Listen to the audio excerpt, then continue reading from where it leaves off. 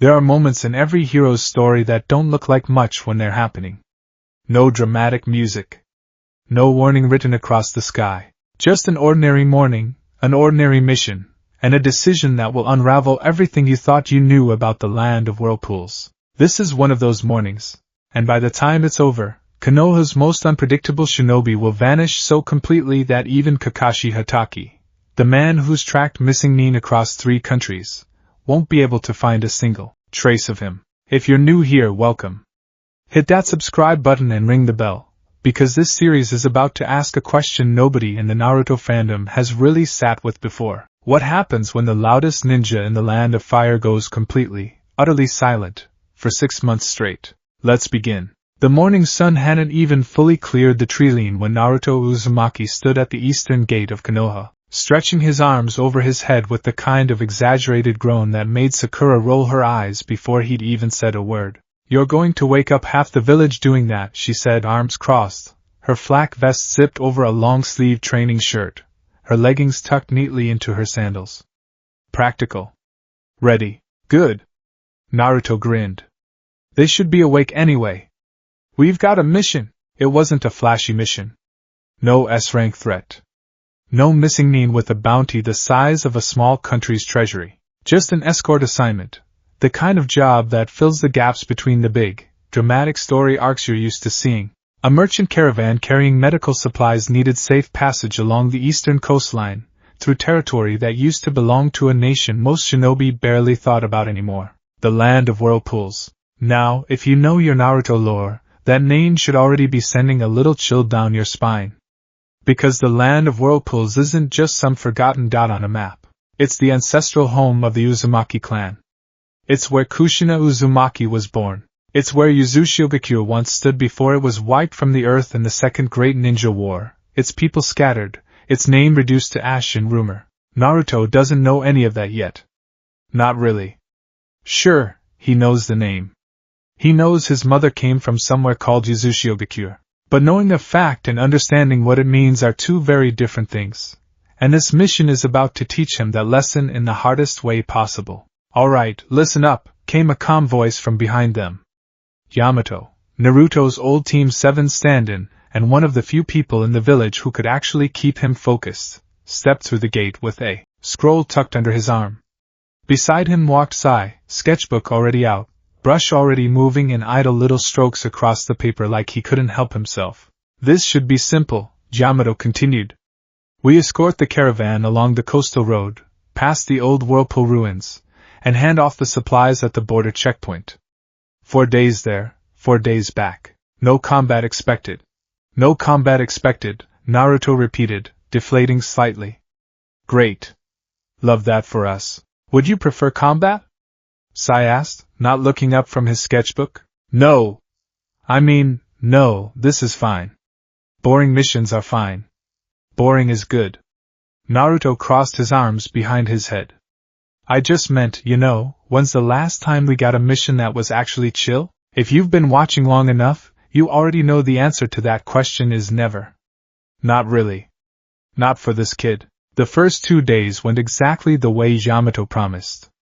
The caravan rolled steadily along a dirt road that hugged the coastline, salt air thick in the lungs, gulls screaming overhead. The merchants were friendly enough, an older man named Tetsuya who ran the operation, 3 younger hands who handled the cart animals, and enough crates of medicine to stock a small hospital.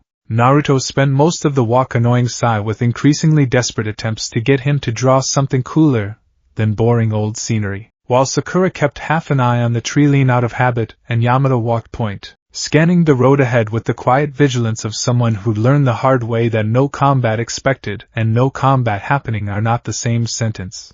It was on the evening of the 2nd day, as the caravan made camp near a cliffside overlooking the water, that things started to feel different. "You feel that?" Sakura asked, glancing toward the horizon. The sky out over the ocean had gone a strange color, not quite gray, not quite green, a bruised sort of hue that didn't belong to any sunset Naruto had ever seen. The wind had shifted too, picking up in odd little gusts that seemed to come from every direction at once. "Storm coming in," Tetsuya said, tightening a rope on one of the carts. "Happens sometimes out here." This coast used to belong to Whirlpool Country, you know. Old folks say the sea still remembers it. Remembers what? Naruto asked, genuinely curious now, wandering over. Tetsuya shrugged, pulling his collar up against the wind. Remembers being a shinobi village's front door, I guess. There's old fuinjutsu buried out along this coast, sealing barriers the Uzumaki clan set up generations back, before their village fell.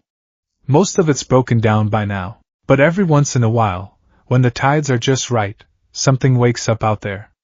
Storms that don't act like storms should. Naruto's ears perked up at the word Uzumaki, the way they always did, like a reflex he'd never quite trained out of himself. You're saying my clan's old seals are still out there? Under the ocean? Your clan? Tetsuya blinked, looking at Naruto properly for the first time. The whisker marks, the shock of blonde hair, the easy confidence that somehow still felt boyish. You're an Uzumaki? Yeah. Well, half. My mom was from Whirlpool Country. Uzushiogakure. I never really. Naruto paused, scratching the back of his head. I never really got to see it, actually. It's gone now, right? Something flickered across the old merchant's face. Not fear exactly. More like the look people get when a ghost story turns out to be standing right in front of them, asking a question. Gone a long time, Tetsuya said quietly. But the sea doesn't always let go of what it swallows. Yamato, ever the practical one, chose that moment to clap his hands together. Alright, that's enough ghost stories for one night. Everyone get some rest. If that storm rolls in, we'll want to move the caravan inland at first light. Nobody argued. But Naruto lay awake a little longer than usual that night, staring up at a sky that kept flickering with heat lightning that had no business being there, thinking about a village he'd never seen, built by people who shared his blood, swallowed whole by a war he'd only ever read about in academy textbooks. He didn't know it yet. But some part of him, the part that had always ached for family, for roots, for somewhere to belong, was about to get an answer nobody could have prepared him for. Morning came gray and heavy. The storm Tetsuya predicted hadn't broken yet, but you could feel it sitting on the horizon like a hell breath, the ocean churning in slow, uneasy swells even though the wind at ground level barely stirred the trees. Yamato took one look at the sky and made the call immediately. We move now. I want this caravan off the coastal road and onto the inland pass before that thing decides to come ashore. It should have been simple. Redirect the carts, cut a few hours inland, avoid the worst of it. And for about 3 hours, that's exactly what happened, the group making good time along a rocky trail that curved away from the cliffs, putting distance between themselves and the water. Then the trail narrowed. And on one side of that narrow trail sat 100-foot drop down to churning black water, and on the other side sat a hillside slick with loose shale that had clearly seen this kind of weather before and hadn't enjoyed it. Yamato Taishu, Sai said, voice level as always but with an edge of urgency underneath it. The storm's moving faster than expected. He wasn't wrong. What had been a distant, brooding gray sky 20 minutes ago was now a churning wall of black cloud rolling in off the ocean at a speed that made no natural sense.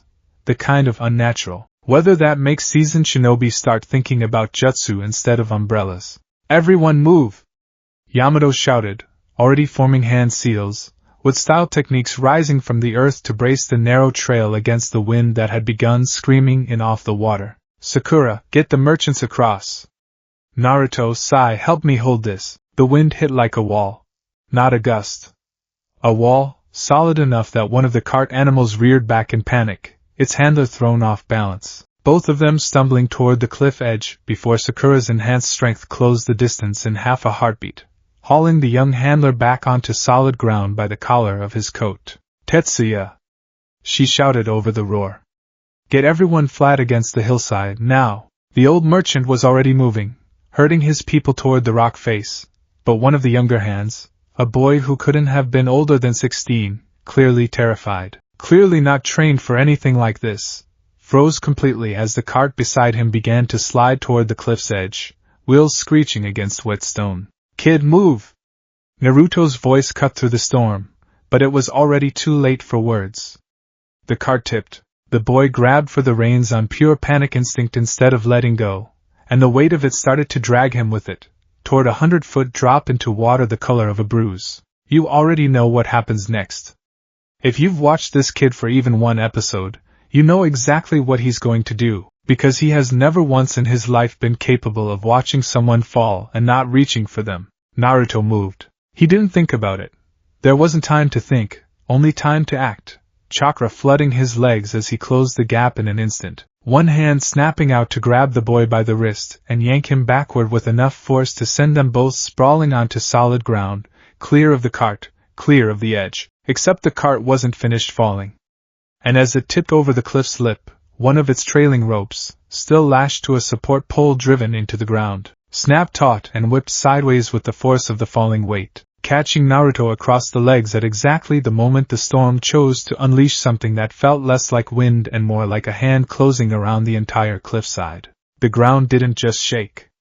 It answered. Because here's what nobody in that caravan knew, what even Naruto, standing right at the edge of it, couldn't possibly have understood in that split second.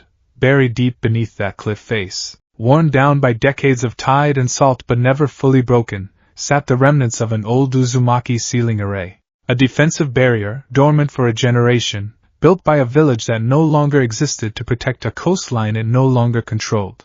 An Uzumaki chakra, pure, unmistakable, achingly familiar Uzumaki chakra, had just come rushing toward it for the first time in over a decade. The seal didn't attack him.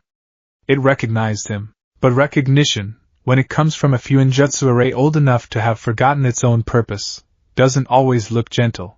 The ground beneath the cliff trail lit up with spiraling lines of pale blue light, ancient and half-decayed, surging upward through cracked stone with a violence that had nothing to do with malice and everything to do with age.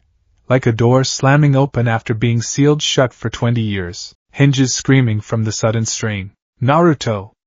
Sakura's scream tore through the chaos as the ground beneath him, beneath the rope-tangled, off-balance boy who just saved a stranger's life, simply gave way. The ancient seal light and the collapsing cliffside taking him down together in a single, roaring rush of stone, salt spray, and impossible blue light. He didn't even have time to shout. 1 second he was there, bright orange, unmistakable, mid-motion with his hand still half extended from pulling the young cart hand to safety. The next second, there was only the storm, and the cliff, and 100-foot drop into water so dark and violent it looked less like an ocean and more like a mouth. If you've ever watched a battle scene where time seems to slow down, where every second stretches out until it feels like minutes, that's exactly what the next 30 seconds felt like for Team 7. Sakura was already moving before her brain caught up with what her eyes had just seen, sprinting the last few meters to the new edge of the collapsed cliff and dropping to her knees at the crumbling lip of it, staring down into churning black water and disintegrating seal light with an expression that no words in the script could properly capture.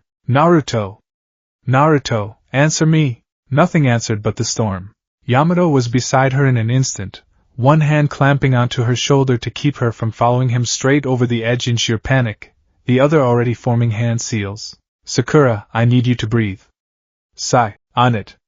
Sai's brush was already moving across a scroll, ink lions and birds leaping from the page mid-motion, diving down toward the water below even as the storm threw sheets of rain sideways hard enough to sting exposed skin. There.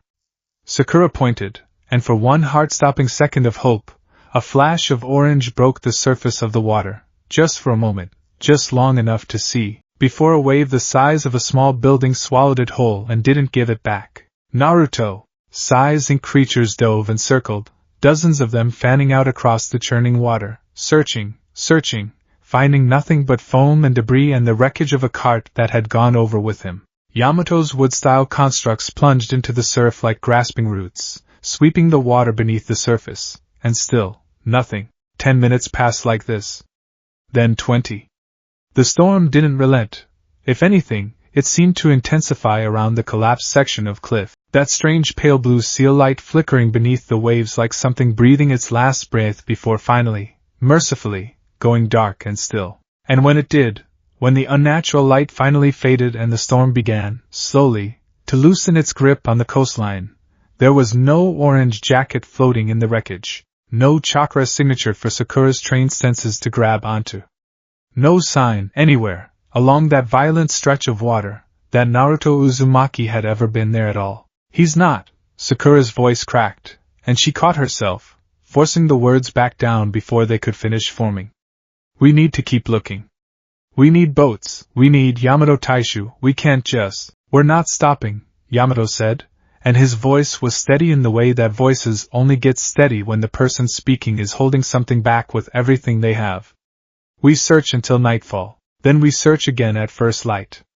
We are not leaving this coast without answers. They searched until the storm finally broke, hours later, leaving behind nothing but a battered coastline, a shaken caravan, and a stretch of dark water that had swallowed one of the most powerful shinobi in the Land of Fire without so much as a ripple to mark where he'd gone. They found the cart, splintered against rocks half a mile down the coast. They found the rope that had caught his legs, torn clean through. They did not find him. Word travels fast in the shinobi world, but grief travels faster. By the time Yamato's emergency messenger hawk reached Konoha 2 days later, the caravan mission having been cut brutally short, every available hand turned towards search and rescue along 100 miles of unforgiving coastline.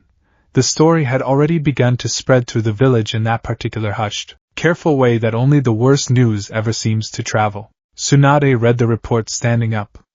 She read it twice, actually, in the quiet of the Hokage's office, Shizen hovering nearby with Taunton clutched a little too tightly against her chest, both of them watching the color slowly drain from the fifth Hokage's face. Swept over the collapsed cliff face during search efforts to protect civilian personnel, Tsunade read aloud, her voice flat in the way voices get when the alternative is not staying flat at all. No chakra signature detected. No recovery after 72 hours of continuous search.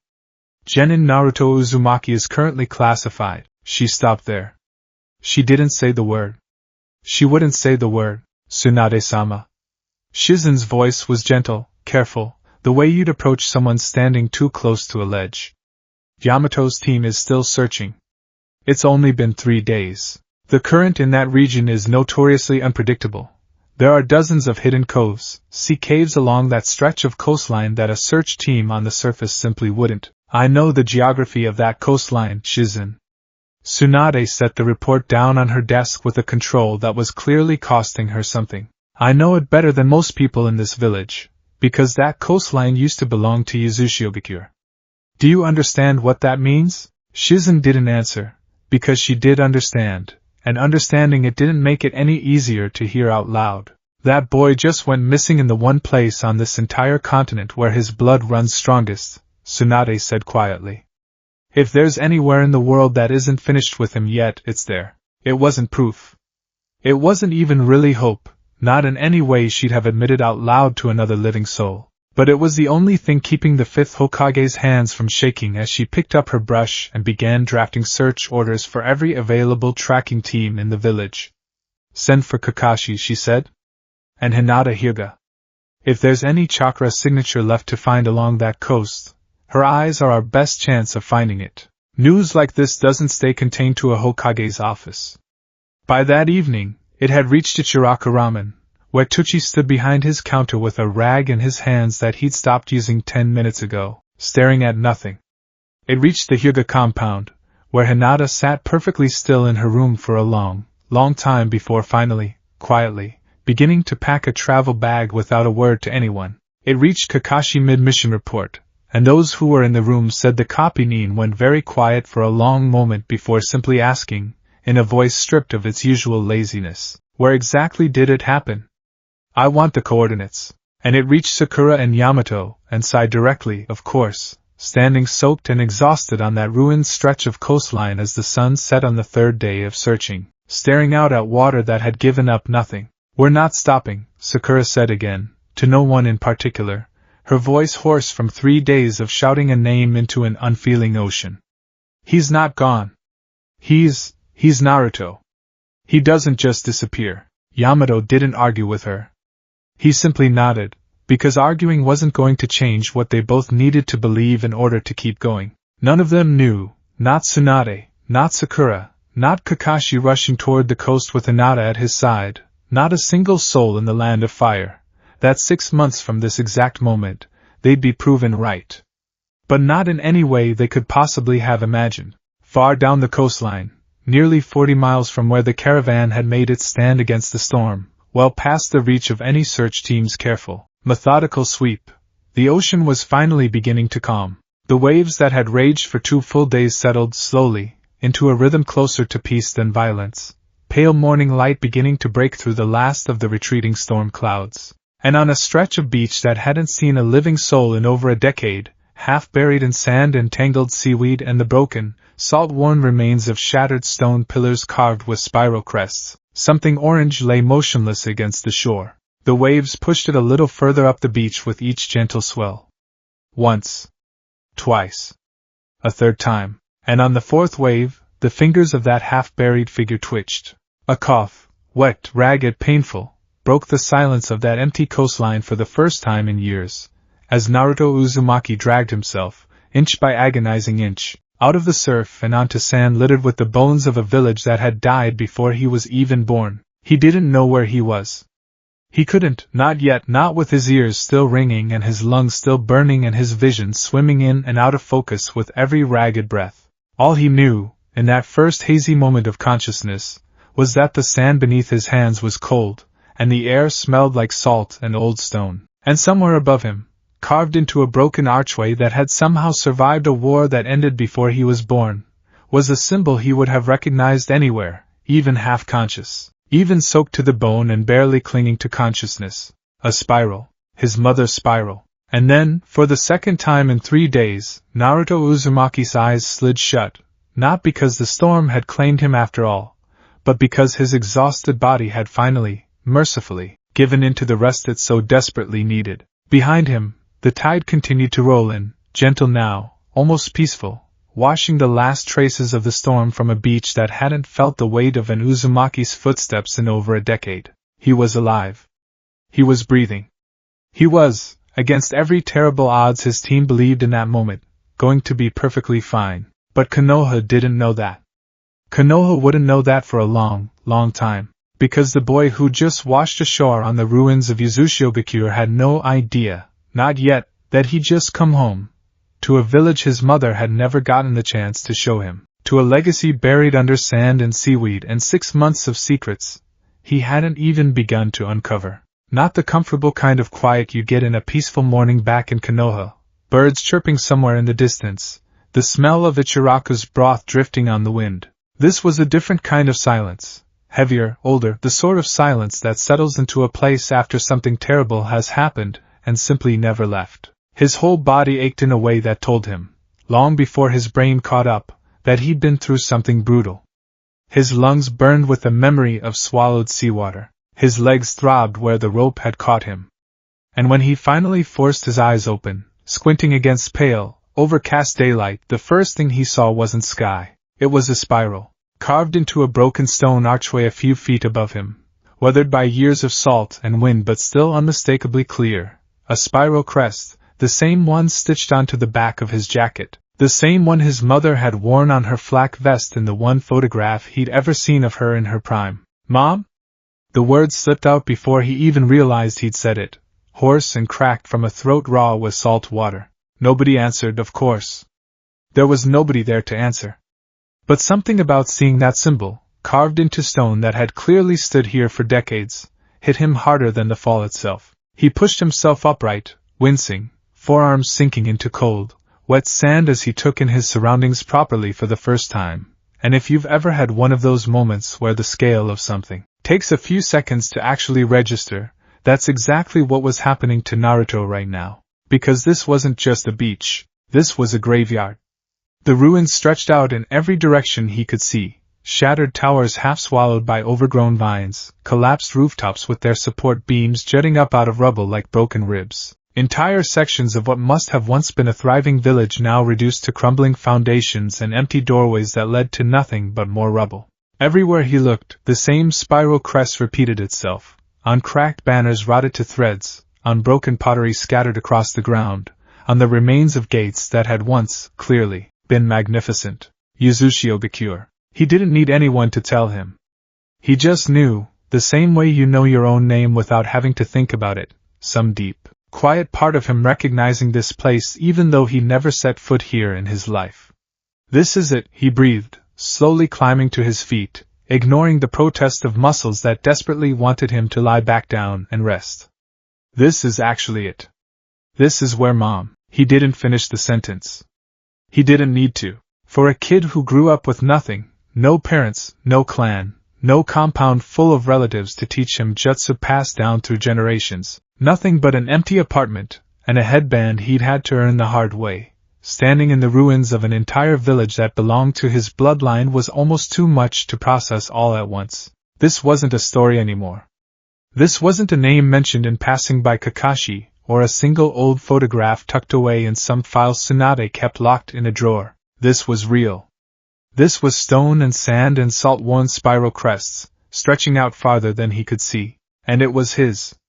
If you've ever wondered what it might feel like to walk through the wreckage of your own family's history, a history nobody ever bothered to tell you about, you're about to get a pretty good idea, because that's exactly what the next few hours looked like for Naruto. He walked slowly at first, still favoring his injured leg, picking his way carefully through streets that hadn't been cleared of rubble in over a decade. Whole buildings had simply collapsed in on themselves, swallowed by weeds and salt air and time. Here and there, he found fragments of a life that used to exist, a child's wooden toy, warped and faded, wedged between two fallen stones. A cracked ceramic bowl sitting undisturbed on what remained of a table, as though whoever had been eating from it had simply vanished mid-meal and never come back to finish.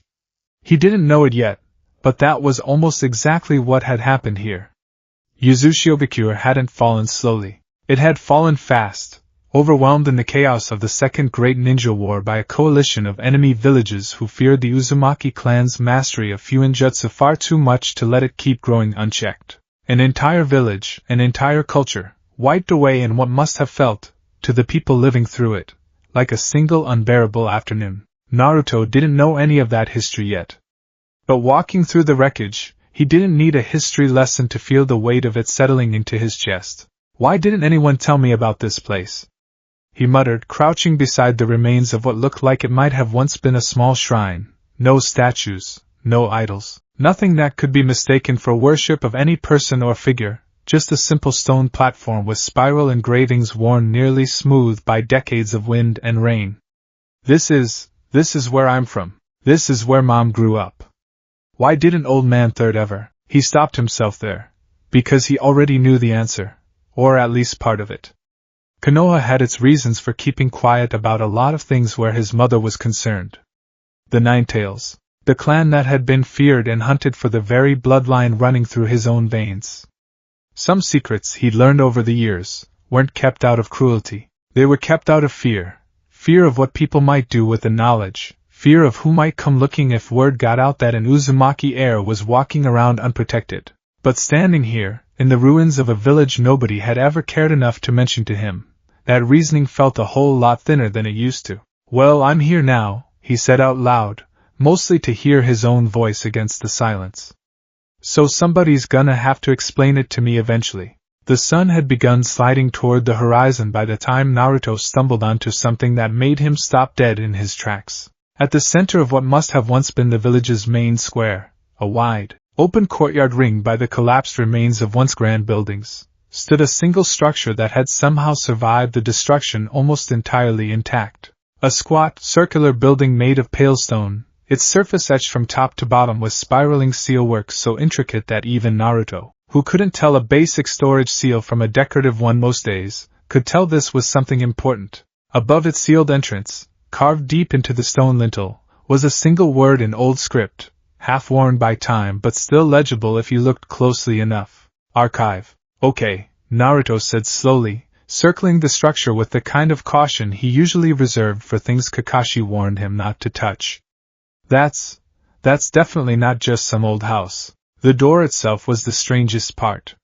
Where every other structure in the ruined village had simply crumbled or rotted or collapsed under the weight of years, this door remained smooth, solid, untouched, a heavy slab of stone inlaid with a spiral pattern that seemed to catch the fading sunlight in a way that almost looked like it was glowing faintly from somewhere deep inside the stone itself. He reached out and pressed a hand flat against it. Nothing happened. He pushed. He knocked. He even tried, a little sheepishly, asking it nicely, because at this point in the day he genuinely wasn't ruling anything out. Still nothing. Great, he muttered, sitting down heavily on a fallen pillar nearby. exhaustion finally catching up with him now that the adrenaline of exploring an entire ruined village had worn off. Of course, the one interesting building in this whole place doesn't want to open. Typical. He was hungry. He was exhausted. His leg throbbed with every movement, and the sun was setting fast, painting the ruined village in long, deepening shadows that made the whole place feel even more like a graveyard than it already had. If this were any other mission, this would be the point where he'd call it a day, make camp, and figure out the mystery door in the morning. But something about that building kept pulling his attention back, even as he tried to focus on more practical concerns like finding fresh water and something resembling shelter for the night. It wasn't until he'd gathered a small pile of driftwood for a fire, using a basic fire-style technique to get it going, the crackling flame the first real warmth he'd felt since washing ashore, that he noticed something odd sitting half-buried in the rubble a few feet from where he'd chosen to make camp. A scroll case, weathered, cracked along one seam, but clearly sealed with the same spiral fuinjutsu he'd been seeing carved into stone all over this village. He almost missed it entirely in the dim firelight, if not for the faint, unmistakable pull of chakra radiating off it, the same strange, magnetic sensation he'd felt standing in front of that locked archive door. He picked it up carefully, turning it over in his hands. There was writing scratched into the case itself, old and faded but still legible, a single spiral crest, and beneath it, 3 characters that even Naruto's admittedly shaky reading skills could make out. For the air. His stomach did something complicated. Okay, he said quietly, staring down at the case in his hands. That's talking to me, right? That's gotta be talking to me. There was, after all, no one else this scroll could possibly have been left for. No other Uzumaki had set foot on this beach in years, maybe decades. Whoever had left this here, whoever had written those words, had left them for exactly this moment, for whichever member of their scattered, broken clan might one day find their way back home. With hands that were embarrassingly unsteady for someone who regularly faced down S-rank missing Nin without flinching, Naruto broke the seal on the case and unrolled the scroll inside. The handwriting was neat, careful, the kind of penmanship that spoke of someone who'd taken real time and care over every character. Nothing like Naruto's own chicken scratch scribbling. He settled closer to the fire, letting its warmth chase away some of the evening chill, and began to read. To whoever finds this, heir, wanderer, or simply lost soul who has stumbled onto these shores by chance, if you are reading these words, then the barrier seals around this village have recognized Uzumaki blood in your veins, and the archive door will have already begun to respond to your presence. I write this not knowing who you will be, or when you will come, only that someone eventually will. Our clan does not simply disappear. We scatter. We survive. And eventually, we return. My name does not matter here.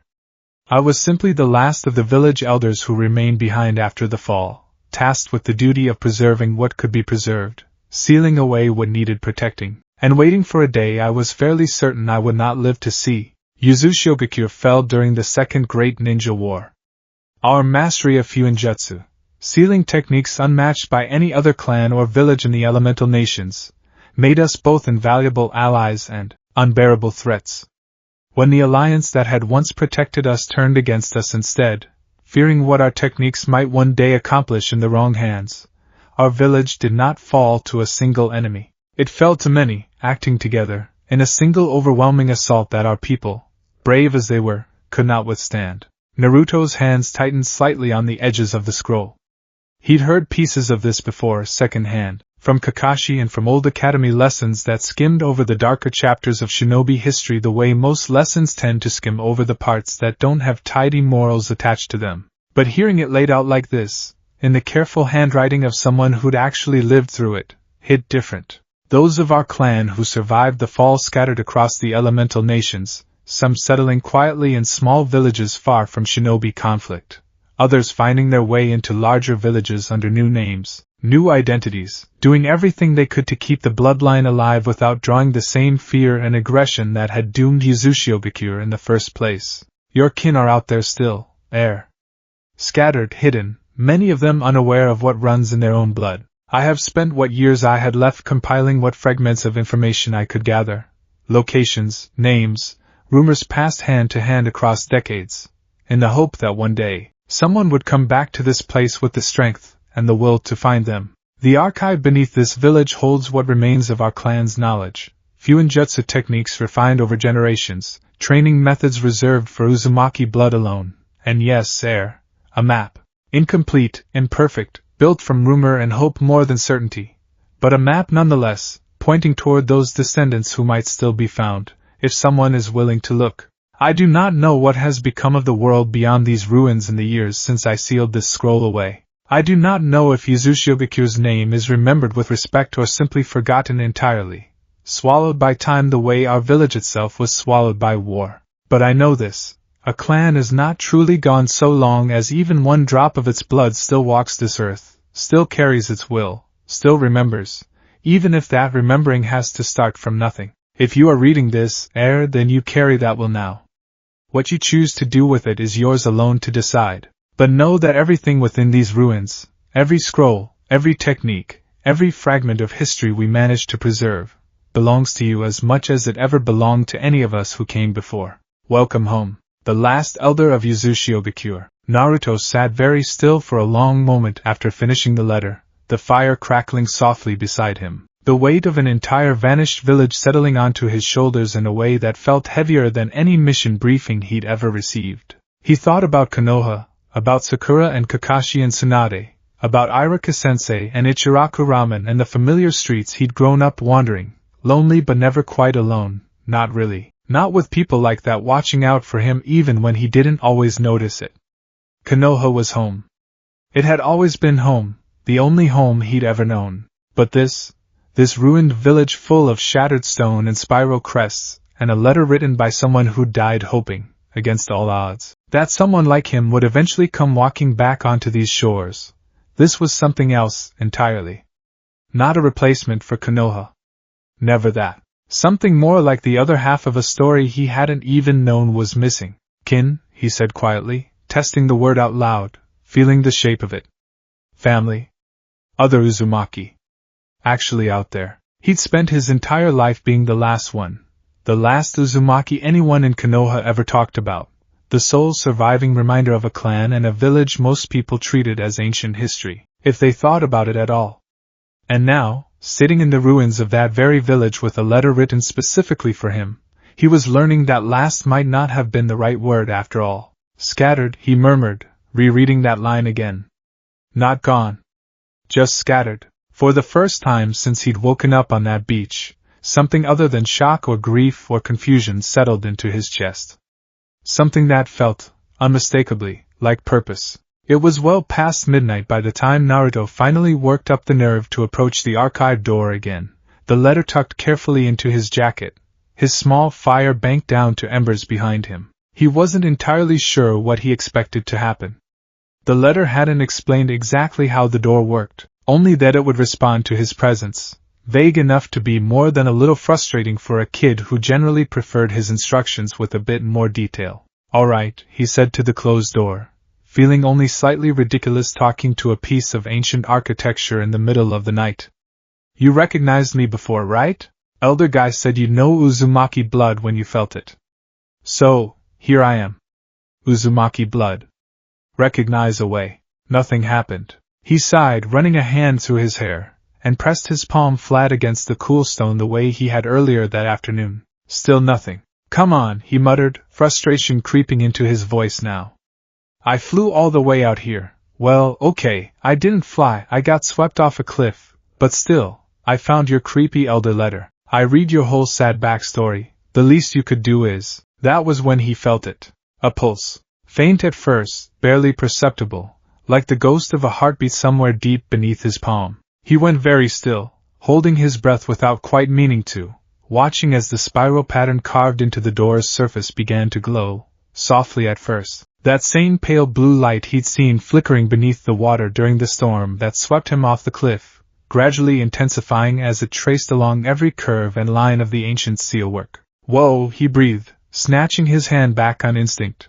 But the light didn't fade with the loss of contact. If anything, it grew stronger, spreading outward from where his palm had touched the stone, spiraling patterns lighting up in sequence like some slow, deliberate chain of dominoes finally being allowed to fall after years of standing perfectly still. Deep beneath his feet, faint but unmistakable, he felt the ground itself begin to hum, a low vibration that traveled up through the soles of his sandals, through his legs, settling somewhere in his chest like a second heartbeat, answering his own. The stone door, heavy, ancient, untouched by a decade or more of weather and decay, shifted, just slightly. Just enough for a thin sliver of pitch-black darkness to appear along its edge, cool air sighing out from whatever lay hidden on the other side, carrying with it a smell like old parchment and something else, something that Naruto, if pressed to describe it, might have called the smell of chakra itself, ancient and dense and layered decades deep. He stood there for a long moment, staring at that narrow gap of darkness, heart hammering in his chest. Okay, he whispered, more to himself than anyone else, since there was, after all, no one around for 100 miles to hear him. Okay. Here we go. The air inside hit him first, cool, still, carrying that same dense, layered chakra smell he'd caught a whiff of through the gap in the door, except now it wasn't a whisper. It was a wall. Naruto stepped through the narrow opening sideways, one hand trailing along the stone to keep his balance in the dark, and the moment both feet were fully inside, the pale blue seal light that had guided him this far flared brighter, spreading up the walls and branching, spiraling lines like veins lighting up beneath skin. Within seconds the entire circular chamber was bathed in soft, steady light, not fire, not any jutsu he recognized, just chakra itself, stored and released through seals so old they'd outlasted the people who wrote them. Whoa, he breathed, and his voice echoed strangely off curved stone walls that hadn't heard a human sound in over a decade. The chamber was smaller than he expected from the outside, maybe 30 feet across, circular, with a domed ceiling that rose high enough to swallow the light before it reached the top. But what it lacked in size, it more than made up for in sheer density. Every wall was lined, floor to ceiling, with stone shelving carved directly into the rock, and every shelf was packed with scroll cases, hundreds of them, maybe thousands, each one marked with that same spiral crest he'd been seeing all day. In the center of the room stood a raised stone dais, and resting atop it, protected beneath what looked like a faintly shimmering barrier of chakra, sat a single scroll case unlike any of the others. Larger, older. Its surface etched not just with the spiral crest but with an intricate lattice of sealwork that seemed to shift and resettle if he stared at it too long, like it was still very much alive despite everything around it clearly being long dead. Okay, Naruto muttered, circling the dais slowly, careful not to touch anything just yet. This is either the coolest thing I've ever found, or I'm about 30 seconds away from getting cursed. Feels like it could go either way. He decided, after a moment's consideration, that he'd already come this far. Getting to the dais wasn't as simple as it looked. The moment he reached out to test the shimmering barrier surrounding the central scroll, it responded exactly the way the archive door had, a faint pulse, a flicker of recognition, the barrier rippling outward like water disturbed by a dropped stone before settling again, slightly dimmer than before. Guess I gotta earn it, he said, glancing around at the walls of shelved scrolls instead. Fine. I can work with that.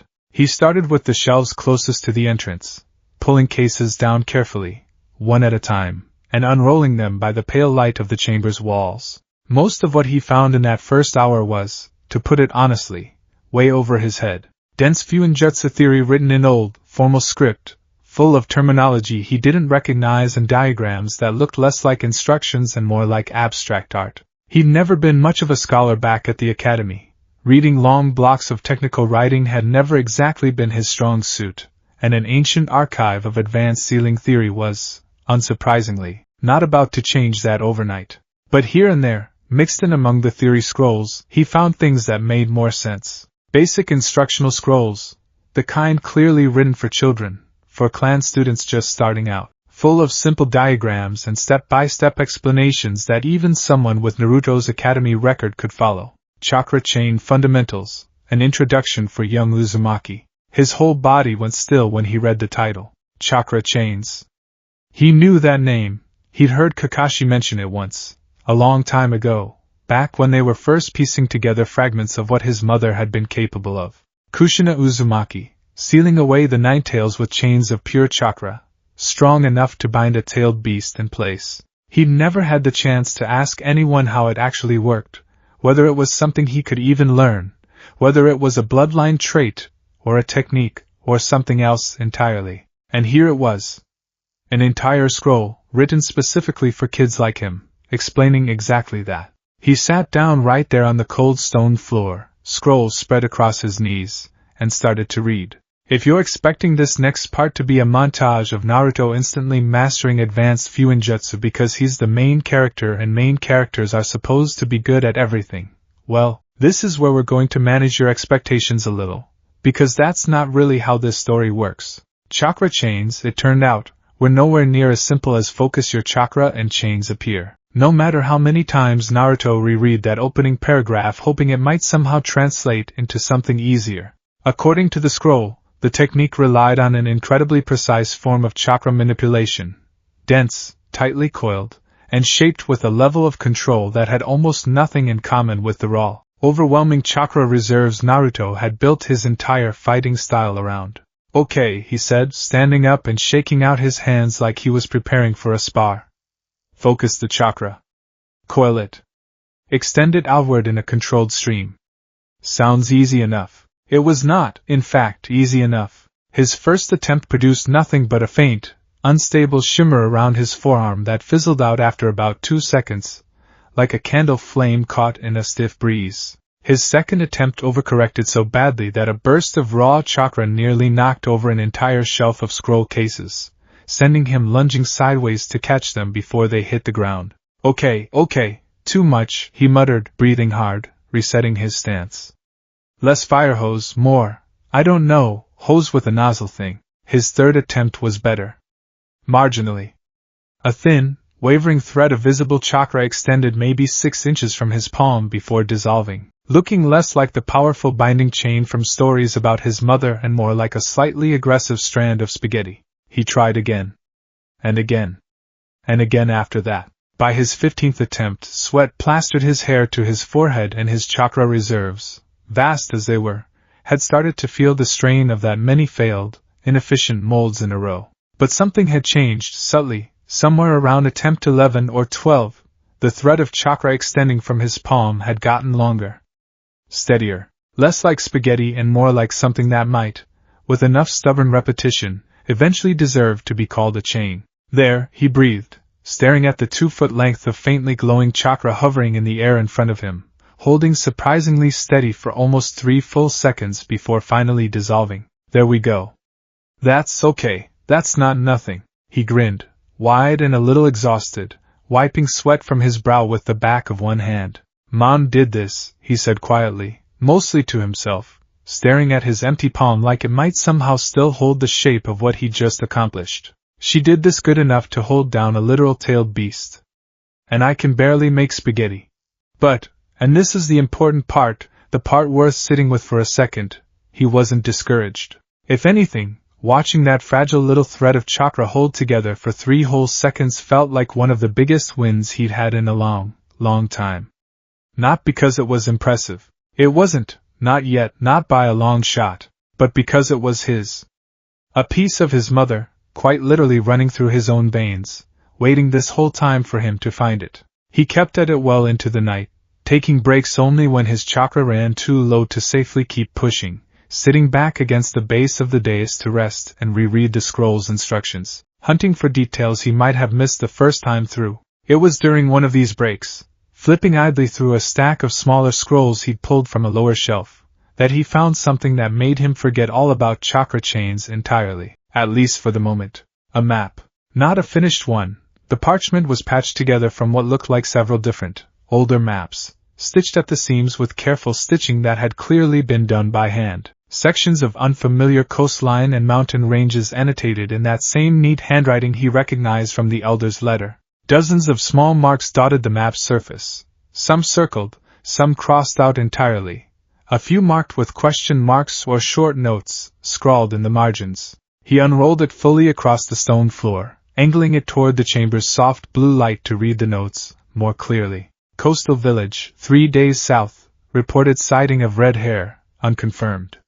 Fishing settlement, inland lake region, family name changed generations ago, bloodline uncertain. Land of tea, small trading post, chakra signature detected by scout, location lost during follow-up.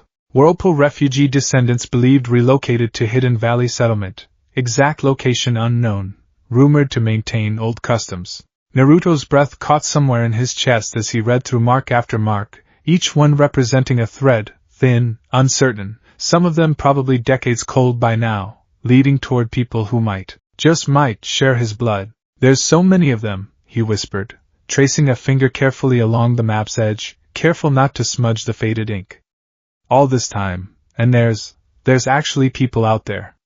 Real people. He thought about what the elder's letter had said.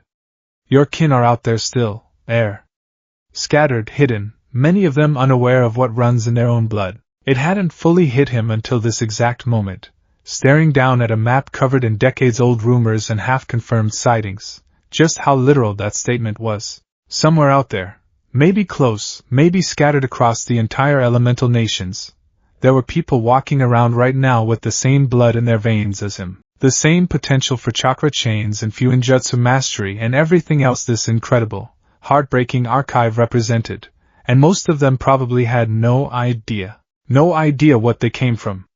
No idea what they carried. The way he hadn't, until about 12 hours ago. Okay, he said, sitting back on his heels, staring at that patchwork map like it was the most important document he'd ever laid eyes on. Which, quite honestly, it might have been. Okay. So that's the plan, then. Not just training. Not just me messing around with chains in an empty ruin all by myself. He looked around the chamber, at the shelves upon shelves of preserved knowledge, at the dais still protecting whatever sat at its center, at the map spread out across the cold stone floor in front of him. I gotta find them, he said, quiet but absolutely certain, the words settling into him with a weight that felt less like a decision and more like something that had simply always been true. Waiting for him to notice it. Whoever's left. Wherever they ended up. I gotta find them and, I don't know, tell them. Show them what they are. What they came from. It wasn't a small goal. He knew that even as he said it out loud, alone in an ancient chamber 40 miles down the coast from where his own team believed him drowned, finding scattered descendants of a clan that had been broken apart for over a decade, most of them probably unaware their own bloodline had ever mattered to anyone, was not the kind of thing you accomplished with a single afternoon of enthusiasm and good intentions. But it also wasn't the kind of goal Naruto Uzumaki had ever been the type to back down from, once it had properly lodged itself in his chest. Not going back yet, he said, folding the map carefully and tucking it inside his jacket, right alongside the elder's letter. Not until I understand this place.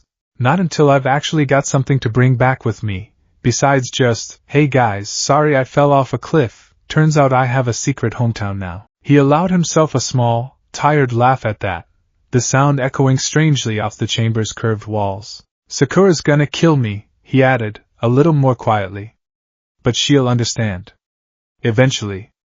Probably. He didn't get much sleep that night, not real sleep, anyway, just a few restless hours curled up against the dais with his jacket bundled under his head. Chakra reserves too depleted from hours of failed chain attempts to fully relax. But when pale morning light began filtering weakly through the chamber's entrance the next day, he woke with a clarity of purpose that felt almost foreign after months of the same familiar Konoha routine. He spent that entire second day doing exactly what he told himself he would, understanding the place, properly, instead of just wandering through it in a daze. He catalogued what he could of the archive's contents, at least well enough for someone without any formal scholarly training to manage, separating theory scrolls too advanced for him right now from instructional scrolls he could actually work with, setting aside anything related to the clan's history in a stack he desperately wanted to read more carefully once he had the time and the mental energy to properly absorb it. He found training logs, actual training logs,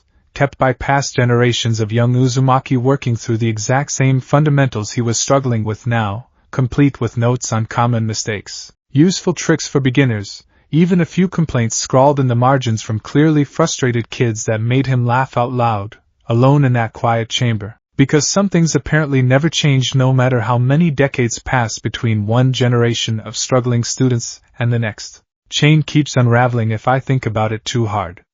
Sensei says stop thinking so hard? Easy for her to say. Yeah, Naruto muttered, grinning at the faded handwriting.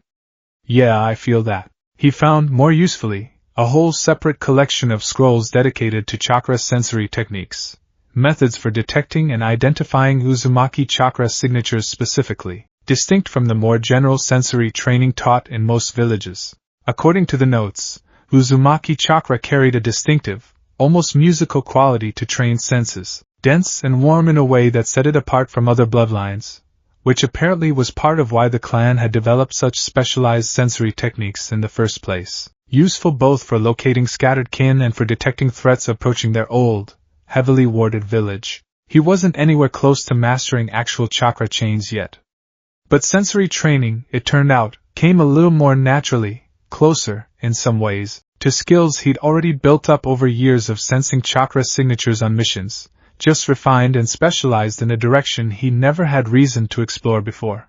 By that evening, sitting cross-legged near his small campfire outside the archive entrance, eyes closed, chakra spread thin and searching across the ruined village around him, he could feel it, faint, distant, but unmistakable. A kind of resonance in the air itself, in the old, decayed sealwork still buried throughout Uzushiogakure ruins, a lingering hum of Uzumaki chakra that had never fully faded even after all these years. This whole place still remembers, he said quietly, eyes still closed, letting that sensation wash over him. It's not gone. Not really. Just sleeping. It was on the third day, deep into another exhausting session of chain training that had finally started producing chains that lasted longer than a few pathetic seconds, that Naruto first felt it. A presence. Faint at first, easy to dismiss, given how deeply he'd been concentrating on his own chakra control, but unmistakable once he noticed it. Someone, or something, moving through the ruins. Not close. Not yet, but close enough that his newly sharpened sensory training picked it up clearly. A chakra signature threading carefully through the wreckage of the old village, moving with the deliberate, practiced caution of someone who didn't want to be noticed. He went completely still, chakra chain dissolving instantly as his focus snapped entirely toward that distant, careful presence. Okay, he whispered, every muscle in his body shifting instantly from exhausted but relaxed training mode into full shinobi alertness. Not alone out here after all, huh? For 3 days he'd assumed, reasonably he thought, that this entire ruined village belonged to him and him alone, an empty, forgotten stretch of coastline that nobody else had any reason to visit. The elder's letter had said nothing about anyone else potentially wandering through these ruins. The archive had responded only to his chakra, his blood, suggesting nothing here had been disturbed in years. So who, or what, was moving through Uzushiogakure right now? He rose slowly to his feet, careful to keep his own chakra signature as controlled and quiet as his admittedly still developing sensory skills allowed. Senses stretched taut toward that distant presence as it wound its way, slowly but steadily, deeper into the ruins. Deeper, he realized with a small jolt of unease, toward exactly where he was standing. All right, he murmured, settling into a ready stance despite the ache still lingering in his overworked chakra reserves, eyes scanning the shadowed, rubble-strewn streets stretching out beyond his small campfire. Whoever you are, you picked a weird week to go exploring an abandoned ghost village. The chakra signature drew closer. Careful. Measured. Definitely trained, whoever they were, the kind of controlled, practiced movement that spoke of real shinobi experience rather than some lost civilian wandering in by accident. And then, cutting clearly through the quiet stillness of that ruined coastal village, Naruto heard it. Footsteps, not his own. Slow, deliberate, drawing steadily closer along the rubble-strewn path leading straight toward the archive and his small, flickering campfire, the first sound of another living person he'd heard in 3 full days. Naruto didn't move from his spot by the fire, but every part of him had shifted into full alertness, chakra held tightly in reserve, eyes fixed on the shadowed gap between 2 collapsed buildings where the footsteps were growing steadily louder. Whoever it was, they weren't trying particularly hard to hide their approach anymore, which told him something useful right off the bat. A trained shinobi with hostile intentions doesn't announce themselves with clear, steady footsteps on loose gravel unless they either don't care if they're heard, or they want to be heard. Neither option was especially comforting, but at least it ruled out an ambush. I know you're there, a voice called out, female, young, wary but steady, carrying easily across the quiet ruins. I can see your fire. You might as well come out where I can see you instead of just sitting there in the shadows. Naruto blinked. Pretty sure that's supposed to be my line. A pause. Then, from the gap between the buildings, a figure stepped cautiously into view, silhouetted against the last gray light of dusk. She looked to be around his own age, maybe a year or two older, dressed in a long-sleeved traveling coat buttoned all the way to the collar despite the mild coastal evening. Dark fitted pants tucked into worn travel boots, a canvas pack slung over one shoulder that had clearly seen a lot of use. Her hair, a deep, dark red that caught what little light remained, was tied back in a practical braid, a few loose strands falling across a face that was currently regarding Naruto with the exact same cautious suspicion he was aiming right back at her. Naruto's brain caught up to what his eyes were seeing about half a second before his mouth did. Red hair, he said slowly. Yeah, the girl said, one hand still resting near a kunai holster at her hip, clearly not ready to relax just yet. I've got a lot of it. Congratulations on your powers of observation. No, I mean, Naruto scrambled to his feet, wincing slightly as his still-healing leg protested the sudden movement. You've got red hair. Like Uzumaki red hair. Like, okay, this is gonna sound really weird, but are you? Am I what? Her hand didn't move away from the kunai, but her eyebrows drew together, something flickering across her expression that looked less like suspicion now and more like genuine confusion. You're acting like you recognize me. I don't know you. I don't recognize you, Naruto said quickly. Okay. This is gonna sound insane, but bear with me. My mom had red hair like that. Uzumaki red. And this whole village, he gestured broadly at the ruins surrounding them. This whole village belonged to the Uzumaki clan, and I just spent 3 days going through an ancient archive that only opens for Uzumaki blood, and you're just standing there with the exact same hair color, in the middle of an abandoned village that hasn't seen a visitor in 10 years. So forgive me if my brain's doing a little math right now. The girl said nothing for a long moment, studying him with an intensity that made Naruto distinctly aware of how strange he must look. Soaked jacket long since dried into a wrinkled mess. 3 days' worth of exhaustion and dirt. Standing in front of a campfire outside an ancient stone archive like some kind of half-pharaoh ruin dweller. Uzumaki, she said finally, testing the word like it was unfamiliar in her mouth, even though something about the way she said it suggested it wasn't entirely unfamiliar at all. That's my grandmother's family name. Or it used to be, before it got changed generations back. I never really, she stopped herself, visibly deciding she'd already said more than she'd meant to. Naruto's heart nearly stopped. Wait, hold on. Your grandmother's family name was Uzumaki? I don't know anything about it, she said quickly, defensively, taking half a step back. It's just an old family story. My grandmother used to talk about some clan she came from way back, before everything got, I don't know, before it all fell apart, whatever that means. Family legends. Old people talk. It doesn't mean anything. It means everything, Naruto said, and something in his voice must have carried more weight than he intended, because the girl's hand finally, slowly, moved away from her kunai.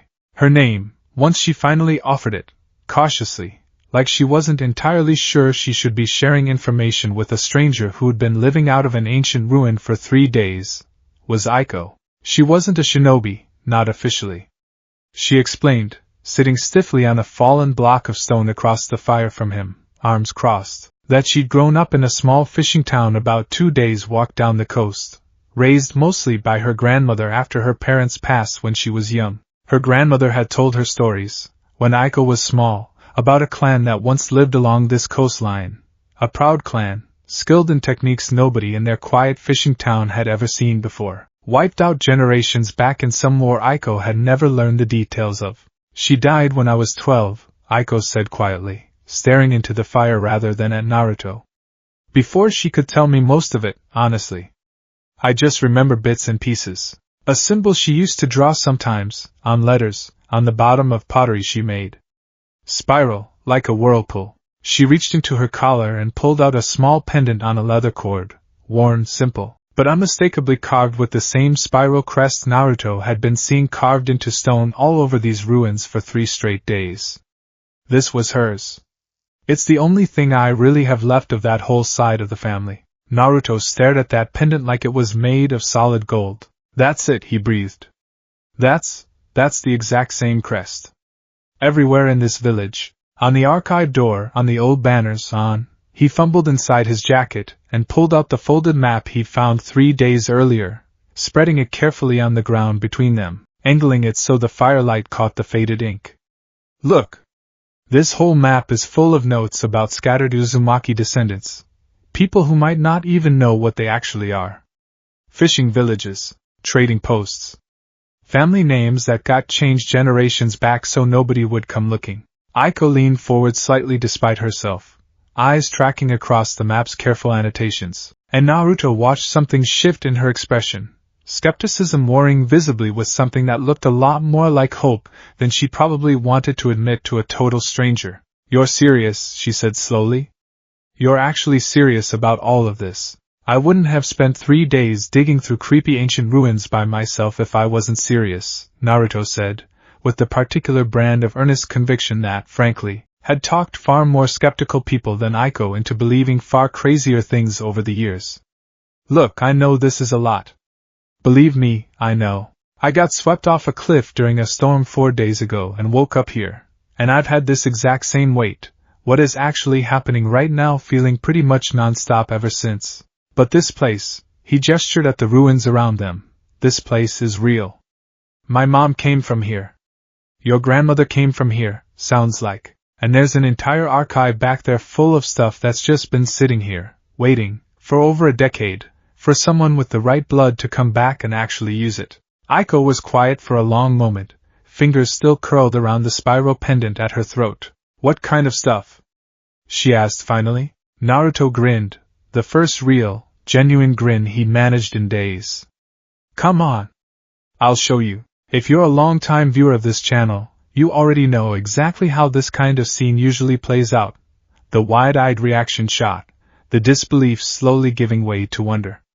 And honestly, Aiko's reaction, walking through that archive door for the first time, absolutely delivered on that front. She stopped dead just past the threshold, staring up at the shelves upon shelves of preserved scrolls, at the soft, pale blue chakra light still humming faintly along the sealwork lining every wall, at the raised dais at the chamber's center still protecting whatever sat sealed beneath its shimmering barrier. This is, she started, then stopped, turning in a slow circle to take in the full scope of the room. This is all just, sitting here? All of this? 10 years, probably longer, Naruto confirmed, watching her reaction with a small, satisfied smile. Waiting for somebody to open that door. Guess it took a while, and it opened for you. She glanced at him, something calculating in her expression now, though not unkindly. Not for me. I've walked past this village's edge before, you know. Scavengers talk about these ruins sometimes. Old stories, treasure hunters looking for anything valuable that survived the war. I never actually came inside before today, but I've been close. Nothing like this ever happened. Maybe you never got close enough for it to actually sense you, Naruto suggested. Or maybe, he hesitated, not wanting to overstep, but figured honesty was probably the better approach here. Maybe it takes more than just having some Uzumaki blood somewhere way back in your family tree. Maybe it takes actually believing it, or wanting it, or something. I don't know. I'm not exactly an expert on ancient Fuinjutsu barriers. I've been here 3 days. Aiko considered that for a moment, then walked slowly toward the nearest shelf, reaching out, hesitant, like she half expected an alarm to go off, to lift down one of the smaller scroll cases. Nothing happened. No pulse of light, no reaction at all, the scroll simply sitting inert in her hands the way any ordinary object would. See? She said, a little wry. Nothing. Whatever this place is looking for, I don't think I've got it. Or maybe it just takes some convincing, Naruto said.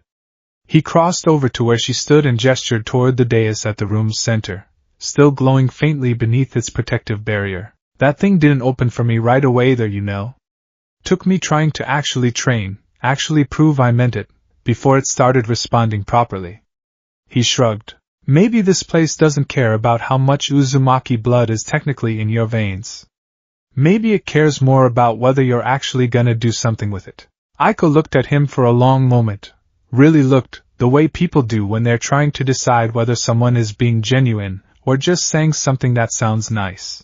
You really believe that, she said finally. It wasn't quite a question. I really believe it, Naruto confirmed. I spent my whole life not really knowing anything about where I came from. Just an orphan, no clan, no family, nothing.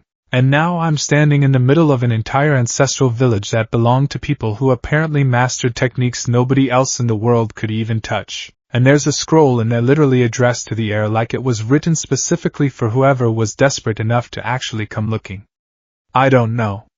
Maybe that's just how this all works. You gotta actually show up for it. They talked well into the night after that, Naruto explaining what he'd learned so far about chakra chains, about the map, about the elder's letter tucked carefully in his jacket pocket, and Aiko, slowly, cautiously, sharing more about her own life. The fishing town she'd grown up in. The grandmother who'd raised her on half-remembered stories and old family traditions nobody else in town seemed to share. The quiet, persistent feeling, one she'd never really been able to explain to anyone, not even herself, that there was something more to her family's history than the vague, sanded-down version she'd grown up with. I used to come out here sometimes, she admitted, staring into the fire. Just to look around. I never told anyone in town. They think these ruins are cursed, mostly, or at least bad luck. But I always felt like, I don't know. Like there was something out here that belonged to me, even if I couldn't have told you what, exactly. Sounds like you were right, Naruto said gently. She huffed out something that was almost a laugh. Guess so. It was somewhere around midnight, the fire burned down low and both of them fighting exhaustion, that Aiko finally reached for the map again, studying its careful, decades-old annotations with a new kind of focus. If this map is even half accurate, she said slowly, there could be actual settlements out there. People who ended up like me, descended from your clan, mostly unaware of it, just carrying pieces of the story without the full picture. She traced a finger along one particular annotation, near a stretch of coastline marked simply Hidden Valley Settlement, rumored to maintain old customs. This one. I've actually heard something like this before, believe it or not. Traders passing through my hometown used to talk about a reclusive settlement a few days inland from here, kept to themselves, didn't trade much, supposedly held on to some old customs nobody outside really understood. Everyone always just assumed it was some isolated religious group or something. Nobody ever connected it to, she gestured at the ruins around them, to any of this. Naruto sat up straighter. You think that's them? Actual Uzumaki descendants, still together, still keeping some of the old ways? I don't know, Aiko admitted. It's just a rumor. Traders exaggerate things all the time, and I never actually went looking myself. It's supposed to be pretty deep in some valley a few days from the coast, hard to reach on purpose, from what I understood. But it's the closest thing to a real lead I've got, and it lines up with what your map's already pointing toward. Naruto looked back and forth between the map and Aiko's face, something settling into place in his chest. The same clarity of purpose he'd felt 3 days ago, staring at this exact map for the first time, except now it had a direction, a next step, something concrete to actually chase instead of just abstract hopes scrawled in decades-old handwriting. Okay, he said, and even he could hear the excitement creeping back into his own voice. Okay, so, first light, we head for that valley. See if the rumors are actually true. We? Aiko raised an eyebrow at him. Naruto blinked, suddenly a little sheepish. I mean, if you want. You don't have to. I know I basically just showed up in your life a few hours ago and I'm already trying to recruit you into some ancient clan rebuilding road trip. Which, now that I say it out loud, does sound a little. I want to, Aiko said, cutting him off, quiet but certain. I've spent my whole life wondering about half of where I come from. I'm not about to just walk away from an actual chance to find out. She glanced down at the spiral pendant still resting against her collar, turning it over once between her fingers. Besides, if there really are other people out there like us, somebody's gonna have to actually go find them. Might as well be somebody who already knows what it's like not to know. Naruto grinned, wide and genuine, some of the loneliness he hadn't fully realized he'd been carrying since he first woke up on that beach easing, just slightly, at the thought of not having to do this entirely alone anymore. All right, he said, folding the map carefully. First light. Let's go find your rumor. They set out the next morning with the sun barely cresting the horizon, Naruto's leg finally healed enough to move at a proper pace. Aiko leading the way inland along a route she'd apparently scouted the edges of before, back when it had just been idle curiosity rather than an actual mission. The terrain shifted quickly the further they moved from the coast, rocky shoreline giving way to dense forest, the salt air smell of the ruins fading behind them as the ground began to climb, gently at first, then more steeply, toward the valley Aiko's traders had rumored about. So, Naruto said, hiking easily alongside her despite 3 days of exhausting chakra training still sitting heavy in his legs, you said your grandmother used to draw that spiral crest on stuff. She ever explain why? Like, anything about what it actually meant to her, not just as decoration. Aiko was quiet for a moment, considering the question with the same careful thoughtfulness Naruto was starting to realize was just part of who she was. She used to say it meant never broken, Aiko said finally. I remember that much clearly, actually, she said it more than once. Like it was important I remember it, even if I didn't understand why yet. The spiral never truly breaks, Aiko. It just keeps turning, no matter how far it gets pulled apart.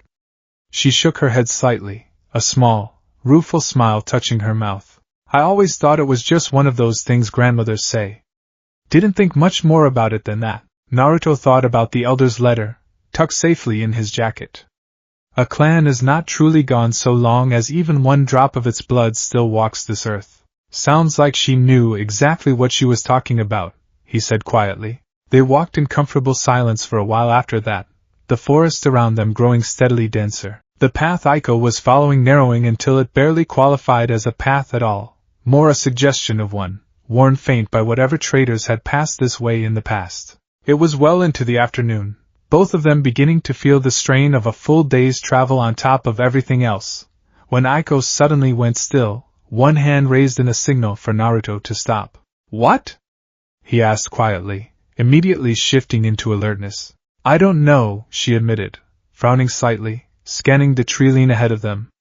Just a feeling. Like we're being watched. She glanced at him sideways. You said you were working on some kind of sensory training back at the archive, right? Chakra sensing? Naruto closed his eyes briefly, spreading his admittedly still developing sensory range out through the surrounding forest the way he'd been practicing for the past 3 days.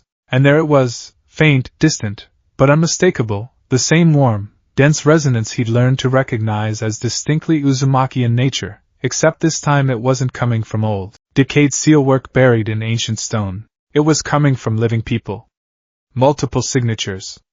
Somewhere ahead of them, tucked into the folds of this valley, close enough now that his sensory training could pick them up clearly for the first time. Aiko, he said slowly, eyes snapping open, a grin spreading across his face despite the tension of the moment.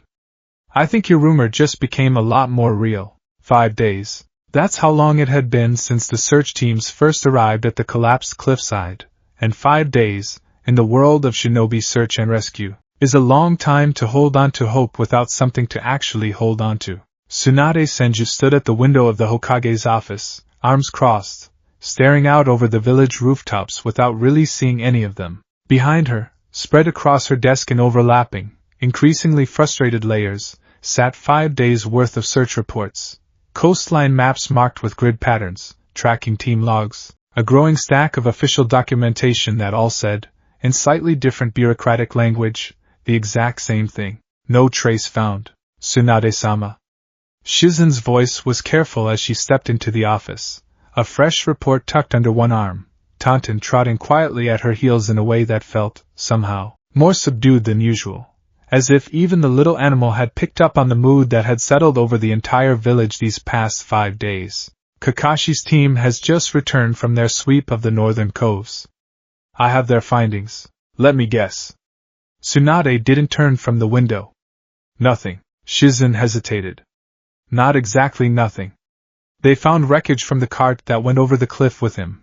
Confirmed debris, about half a mile down the coast from the collapse site. But no chakra signature. No. She trailed off, unable to quite finish the sentence the way protocol technically required her to. No body, was the phrase she was avoiding. Tsunade appreciated the tact even as some small, Exhausted, part of her wished people would just say it plainly and get it over with. 5 days, Tsunade said quietly, finally turning from the window.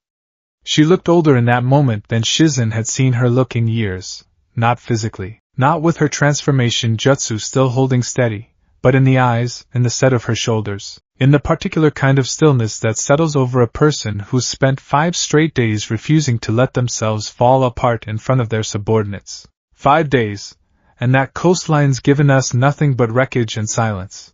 The currents in that region are notoriously unpredictable, Shizen offered, though even she seemed to hear how thin the reassurance sounded after this many days of coming up empty. It's entirely possible he was swept further out than our search grids have covered, or that he found his way to shore somewhere our teams haven't reached yet.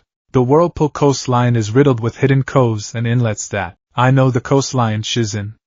Tsunade's voice carried an edge now, not directed at her assistant so much as at the situation itself. At 5 days of accumulated helplessness finally starting to fray at the edges. I've read every report twice. I know exactly how unpredictable that stretch of coast is. That's precisely what's keeping me from signing the paperwork my advisors keep quietly suggesting I sign. Shizen didn't need to ask what paperwork she meant. Everyone in the office knew, even if nobody wanted to be the one to say it out loud. 5 days without a confirmed body was, by most shinobi protocols, still well within the window for continued active search efforts. But there were already whispers, careful, hushed, never spoken directly in Tsunade's presence, about how much longer the village could reasonably justify diverting this many trained shinobi toward a search that was beginning to look, with each passing day, more and more like it was searching for a body instead of a survivor. I'm not signing anything, Tsunade said flatly, before anyone had even suggested it directly. Not until every square mile of that coastline's been properly searched. Send another team out at first light, and get me an update on Kakashi's team. I want them back out there by tomorrow morning, not resting on their laurels because one sweep came up empty. Tsunade-sama, they barely slept in. I don't care. The words came out harder than she probably intended, and Tsunade caught herself, exhaling slowly, pressing 2 fingers against her temple in a gesture Shizen had learned, over the years, to recognize as genuine exhaustion rather than simple irritation. I'm sorry.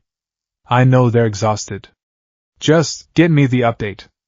Please. Shizen nodded quietly and left to do exactly that, and Tsunade turned back to the window, back to a village that had spent 5 days holding its breath for a kid who'd somehow, against every reasonable expectation of a war orphan with no clan, and no name behind him, managed to become something like the heart of the place. If you've ever wondered what a village actually feels like in the wake of losing someone like Naruto, someone who somehow touched more lives than he probably ever fully realized himself, this next section is going to give you a pretty good sense of it. At Ichiraku Ramen, Tucci hadn't taken down the little wooden nameplate marking Naruto's usual stool at the counter, even though nobody had sat in it for 5 days straight. His daughter Ayam had suggested, gently, that maybe they should just let someone else use the seat. No sense leaving it empty when the shop was as busy as ever, and Tucci had simply shaken his head and kept wiping down the counter, not saying much of anything at all. At the academy, Konoha Maru had gotten into 2 separate fights in 3 days. Nothing serious, no real injuries, just the kind of scuffles that happen when a kid who idolizes someone is trying to process grief he doesn't have the emotional vocabulary yet to properly name. Iruka had pulled him aside after the second one, sat with him quietly for the better part of an hour, and hadn't said a single word about discipline the entire time. At the Hyuga compound, Hinata hadn't slept properly in 5 days either, though she was considerably better at hiding it than most. She'd requested, formally, through the proper channels, because that was simply how she did things, to be assigned to the next available search team, and when that request had initially been denied on the grounds that she wasn't yet cleared for extended field deployment, she'd gone directly to Kakashi instead, quiet and steady in a way that made it very hard for him to say no a second time. I need to be out there, she told him, and there was something in her voice, not desperate, not pleading, just absolutely, unshakably certain, that made Kakashi reconsider his earlier hesitation. My eyes can cover ground faster than most search teams. I can help. Please, Kakashi-sensei. Let me help. He'd let her join the next sweep. It was hard, honestly, to imagine denying her anything, Given the particular kind of quiet devastation she'd been carrying since the news first broke, the kind that didn't announce itself loudly, the way Sakura's grief had, but sat instead in the careful, deliberate way Hinata moved through each day, like she was holding something extremely fragile together through sheer force of will. Kakashi Hatake had not, in point of fact, gotten any real sleep either, though he'd have denied it if anyone asked him directly. He stood now at the edge of the collapsed cliff site, mask pulled up as always, staring down at the water that had swallowed his student 5 days ago, mind working through the same problem it had been working through, on some level, since the moment he'd first received Yamato's emergency report. Something about this whole situation didn't sit right with him. And it wasn't just grief clouding his judgment. Kakashi had lost people before, more people than he liked to count, and he knew the particular shape that loss took, the way it settled into your chest and stayed there. This felt different. Not wrong exactly, just incomplete somehow, like a piece of the picture was still missing. Copy Nin. Yamato's voice came from behind him, quiet, respectful of whatever silence Kakashi had wrapped himself in. You've been standing here for almost an hour, have I? Kakashi glanced down at the water, then back at the wreckage-strewn shoreline stretching out below them. Tell me something, Yamato. In your report, you mentioned unusual seal activity, right before the cliff gave way. Some kind of light beneath the water. Yamato's expression shifted slightly, something careful entering his tone. I did mention that, yes. Old Fuinjutsu, most likely. This stretch of coast used to belong to Uzushiogakure, before it fell. There are still dormant sealing arrays buried along parts of this coastline, remnants of old defensive barriers. It's not uncommon for storms to occasionally trigger residual activity in seals that old, especially with enough chakra disturbance in the area. Chakra disturbance, Kakashi repeated slowly. Like, say, an Uzumaki's chakra signature, moving through a region full of dormant Uzumaki seals. Yamato went quiet, clearly following the same thread Kakashi's mind had been pulling at for the better part of an hour now. You think the seals reacted to him specifically, Yamato said finally? Not just triggered by the storm. Reacted to Naruto.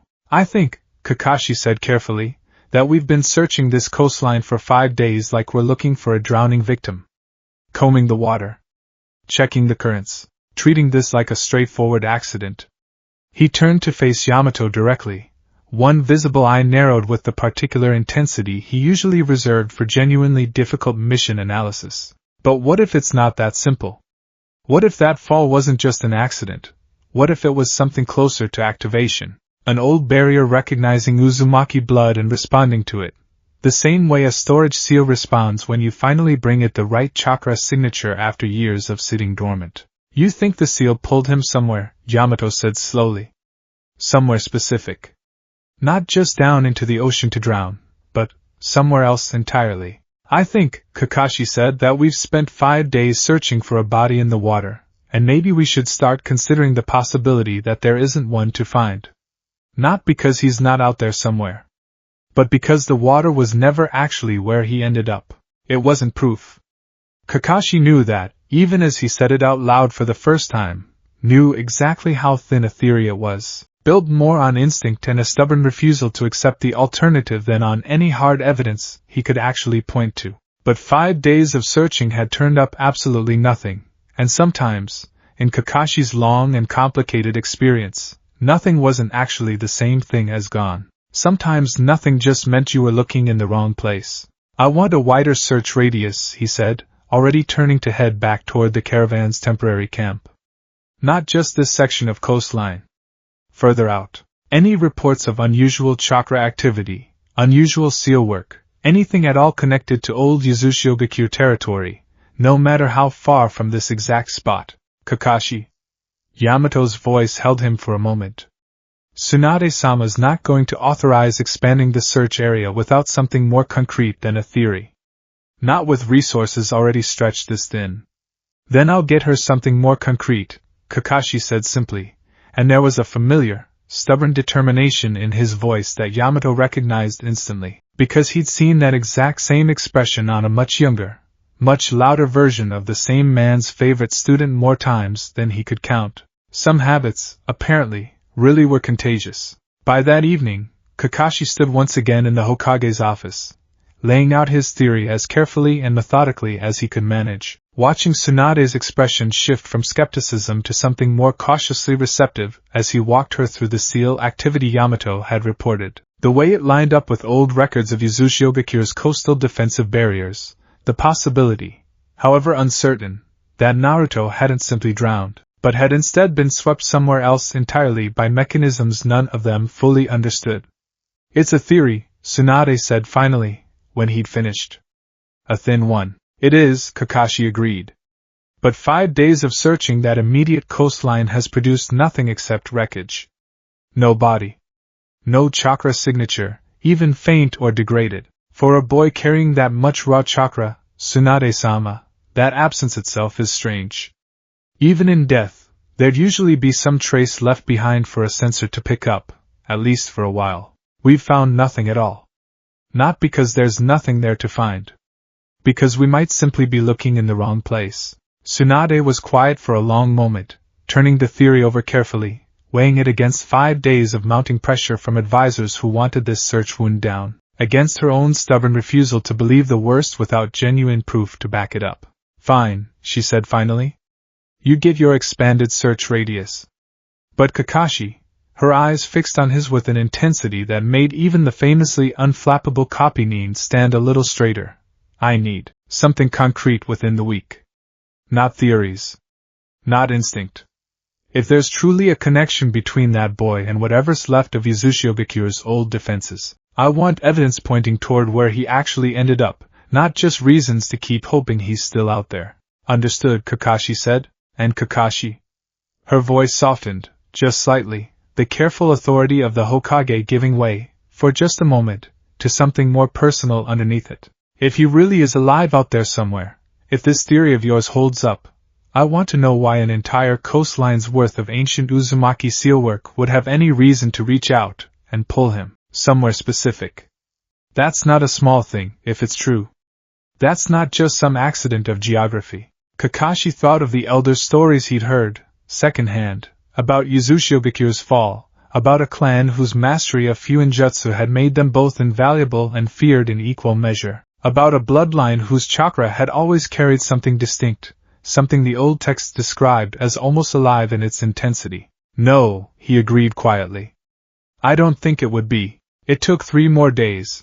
3 days of Hinata's sharpened Byakugan sweeping methodically across a steadily expanding search radius. 3 days of sizing creatures fanning out further and further along a coastline that stretched for dozens of miles in either direction. 3 days of Kakashi cross-referencing old historical records against modern coastal maps, hunting for any documented location where Uzushiogakure's old defensive seals might have been concentrated strongly enough to produce the kind of reaction Yamato had witnessed, before they finally found something worth reporting back to Tsunade. It was Hinata, in the end, who spotted it first, not Naruto himself, not any direct trace of him, but something almost as valuable, faint, scattered traces of residual chakra disturbance, threading along the coastline in a pattern that suggested old, buried sealwork reacting and settling over the course of several days, stretching from the collapsed site all the way to a stretch of coastline nearly 40 miles further south. It's faint, she reported carefully, standing in Tsunade's office alongside Kakashi 3 days after the expanded search began, her Byakugan still slightly strained from hours of continuous use. Much fainter than a living chakra signature should be, especially this many days out. But it's consistent. It follows a clear pattern along the coastline, growing gradually stronger the further south we track it, before it simply stops. Around here. She pointed to a specific section on the map spread across Tsunade's desk, a stretch of coastline that, according to old historical records Kakashi had dug up, corresponded almost exactly with the reported location of Uzushiogakure ruins. Tsunade stared at that marked point on the map for a long, silent moment. You're saying his chakra signature, or some trace of it, leads directly to the old village itself, she said slowly. I'm saying something does, Hinata said carefully, choosing her words with the same careful precision she brought to everything. Whether it's him directly, or simply the aftermath of whatever seal reaction pulled him there, I can't say for certain from this distance. But the pattern is too consistent to be coincidence. Tsunade sat back slowly in her chair, one hand pressed against her mouth, processing this new information with the particular kind of stillness she'd carried through most of the past 8 days. Send a covert team, she said finally. Small. Fast. I don't want a full search and rescue operation storming into unclaimed territory that might still hold dangerous, active fuinjutsu, not until we know more about exactly what we're dealing with. I want scouts. Eyes on the ground, nothing more, reporting back before we commit any further resources. I'd like to lead it myself, Kakashi said immediately. Tsunade considered him for a moment, then nodded. Take a small team. Move quietly. If there's even a chance that boy is alive out there, I don't want to spook whatever mechanism kept him alive this long by rushing in with half the village's shinobi force behind you. Understood. Kakashi turned to leave, then paused at the door, glancing back. Tsunade-sama. For what it's worth, I don't think we're looking for a body anymore. Tsunade didn't answer right away. But something in her expression, tired as it was after 8 straight days of holding a village's grief together through sheer force of will, shifted, just slightly, just enough to suggest that some small, stubborn part of her had never quite stopped believing the exact same thing. Go, she said quietly. And Kakashi, bring him home. Whatever state you find him in. Bring him home. Word of the covert scouting mission spread quickly through the small circle of people who'd been holding vigil, in their own quiet ways, over the past 8 days. Sakura insisted on joining, despite Tsunade's initial hesitation given how close she was to the situation emotionally. In the end, the Hokage relented, recognizing that keeping her back in the village, waiting helplessly for news, would likely do far more damage than letting her actually be part of the search. Hinata joined as well, of course, her sensory abilities too valuable to leave behind now that they'd finally produced a real lead. And Yamato rounded out the small team, familiar as he already was with the terrain and the general area from the initial search efforts. They set out at dawn the following morning, moving fast and quiet along the coastline, following the same faint trail of residual chakra disturbance Hinata had first identified, watching it grow steadily stronger, still faint, still difficult to properly interpret, but undeniably present, as they drew closer and closer to the old, half-forgotten territory that had once belonged to Uzushiogakure. Almost there, Hinata reported quietly, Byakugan active, scanning the coastline ahead of them as the ruins of the ancient village first came into hazy view in the distance. Shattered towers, collapsed rooftops, the unmistakable, eerie silhouette of a place that had clearly stood empty and abandoned for a very long time. Sakura's breath caught at the sight of it. That's actually it. That's Uzushiogakure. What's left of it, Yamato said quietly, taking in the scale of the destruction with the shinobi's practiced, assessing eye. War really did a number on this place. They approached carefully, cautious of the possibility of still active defensive seals despite the village's clearly ancient, ruined state, moving through the outer edges of the wreckage with the kind of careful, deliberate stealth that 8 days of increasingly desperate searching had honed into pure instinct. It was Hinata, once again, who spotted it first, not Naruto himself, not yet, but something that made her stop dead in her tracks, one hand rising sharply to signal the others to halt. There, she breathed, voice barely above a whisper, eyes fixed on something deep within the ruins that the others couldn't yet see. A structure. Intact, unlike everything around it. And she paused, straining to focus her Byakugan more precisely, her whole body going still with something that looked almost like disbelief. There's a chakra signature. Faint but active. Living. Coming from just beyond that structure. Sakura's hand flew to her mouth. Is it? I can't be completely certain from this distance, Hinata said carefully, though there was something unmistakable building in her voice now, something that hadn't been there in 8 long days of grief and uncertainty. But it feels familiar. It feels warm, the way his always does. I think, she took a breath, steadying herself against the hope she'd clearly been trying very hard not to fully allow herself, after everything. I think it might actually be him. For a long moment, nobody moved. Nobody breathed.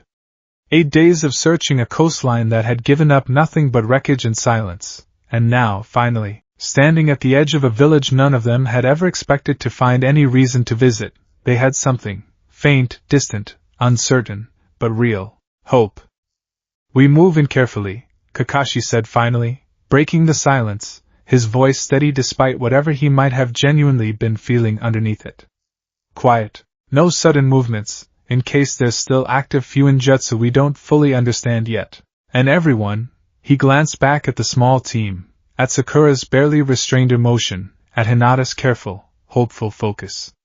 Let's go bring him home. Let's deal with Konoha first, because I know a lot of you in the comments have been on the edge of your seats since last, and I'm not about to leave you hanging any longer than necessary. Kakashi's team moved through the ruins of Uzushiogakure with the kind of careful, deliberate stealth that 8 days of desperate searching had honed into pure reflex. Following Hinata's guidance toward that faint, familiar chakra signature she'd spotted from the tree line, every step closer sent a fresh wave of cautious hope through the small group. Hope none of them had quite let themselves fully feel until this exact moment, standing in the wreckage of a village that had swallowed their friend whole 8 days ago and, apparently, hadn't kept him. They found the campsite first.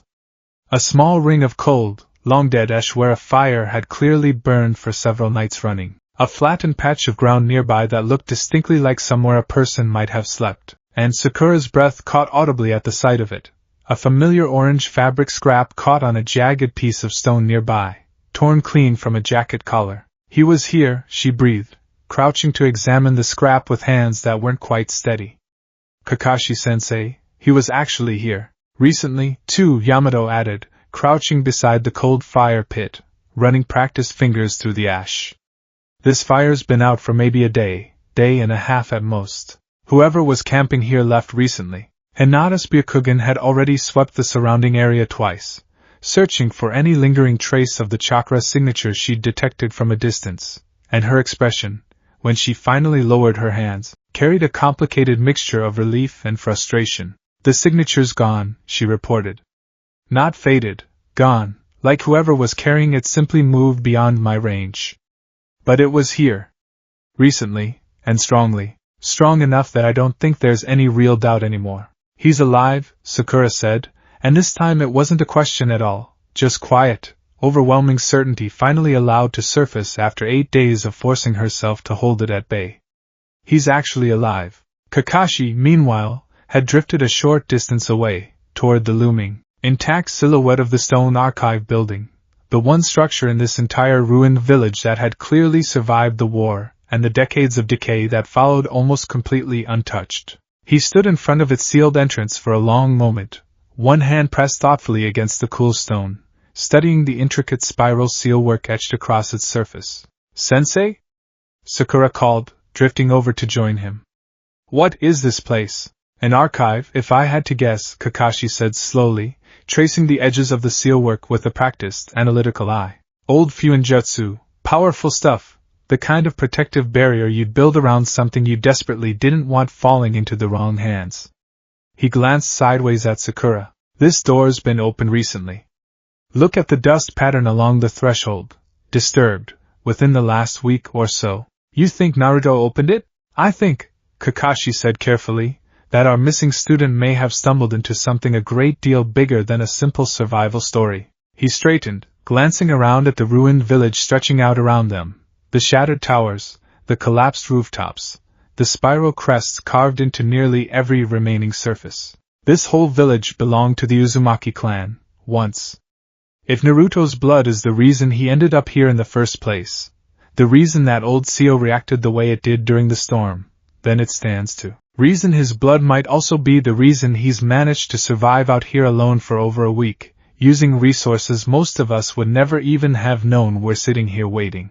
Yamato had wandered closer, examining a nearby scroll case, weathered but clearly disturbed from its resting place, tossed carelessly aside near the archive entrance. "Whatever he's found in there, it looks like he's been busy with it." "Which raises an important question," Kakashi said, turning to face his small team fully. "If Naruto's alive, and clearly capable enough to survive this long on his own, using resources significant enough to leave a trail like this, then why hasn't he come home yet?" Nobody had an easy answer for that. Sakura's expression flickered with something complicated, relief warring with a small, uncomfortable thread of hurt she wasn't quite ready to examine too closely. The unspoken question of why didn't he try to find us? Why didn't he send word sitting heavy and unspoken in the ruined village's silence? We follow his trail, Kakashi said finally, breaking the quiet. Wherever it leads. We don't go home without him. But we also don't go charging in blind without understanding what we're actually walking into first. Whatever he's found out here, it's clearly significant enough to keep him from returning immediately. I want to know why, before we do anything else. Hinata, Byakugan still active, turned slowly, scanning the terrain stretching inland from the ruins, searching for any further trace of that familiar chakra signature. There, she said quietly, pointing toward a faint, barely visible trail leading away from the campsite, inland, toward distant hills rising on the horizon. Footprints. 2 sets. Heading inland? 2 sets? Sakura's eyebrows rose. He's with someone? It would appear so, Kakashi said, something thoughtful entering his visible eye. All right. We follow the trail. Carefully. And we find out exactly what our missing student has gotten himself into out here. Now, let's leave Konoha's search team following that trail for a little while, because it's time to catch back up with the 2 people they're actually chasing, and trust me, what Naruto and Aiko are about to find is worth the wait. They'd been climbing steadily inland for the better part of 2 days since first sensing those distant chakra signatures in the forest, the terrain growing rougher and more isolated with every mile. The narrow trail Aiko had been following from old trader rumors eventually giving way to something that felt less like a path and more like the settlement itself simply didn't want to be easily found. This is definitely deliberate, Naruto observed, ducking beneath a low-hanging branch as they picked their way along a narrow ridge overlooking a steep, densely forested valley below. Nobody accidentally builds a settlement this hard to reach. That was sort of my thought too, Aiko agreed, slightly out of breath from the climb. If they really are descendants of your clan, hiding out here after everything that happened to Uzushiogakure, makes sense they wouldn't want to be easy to stumble onto.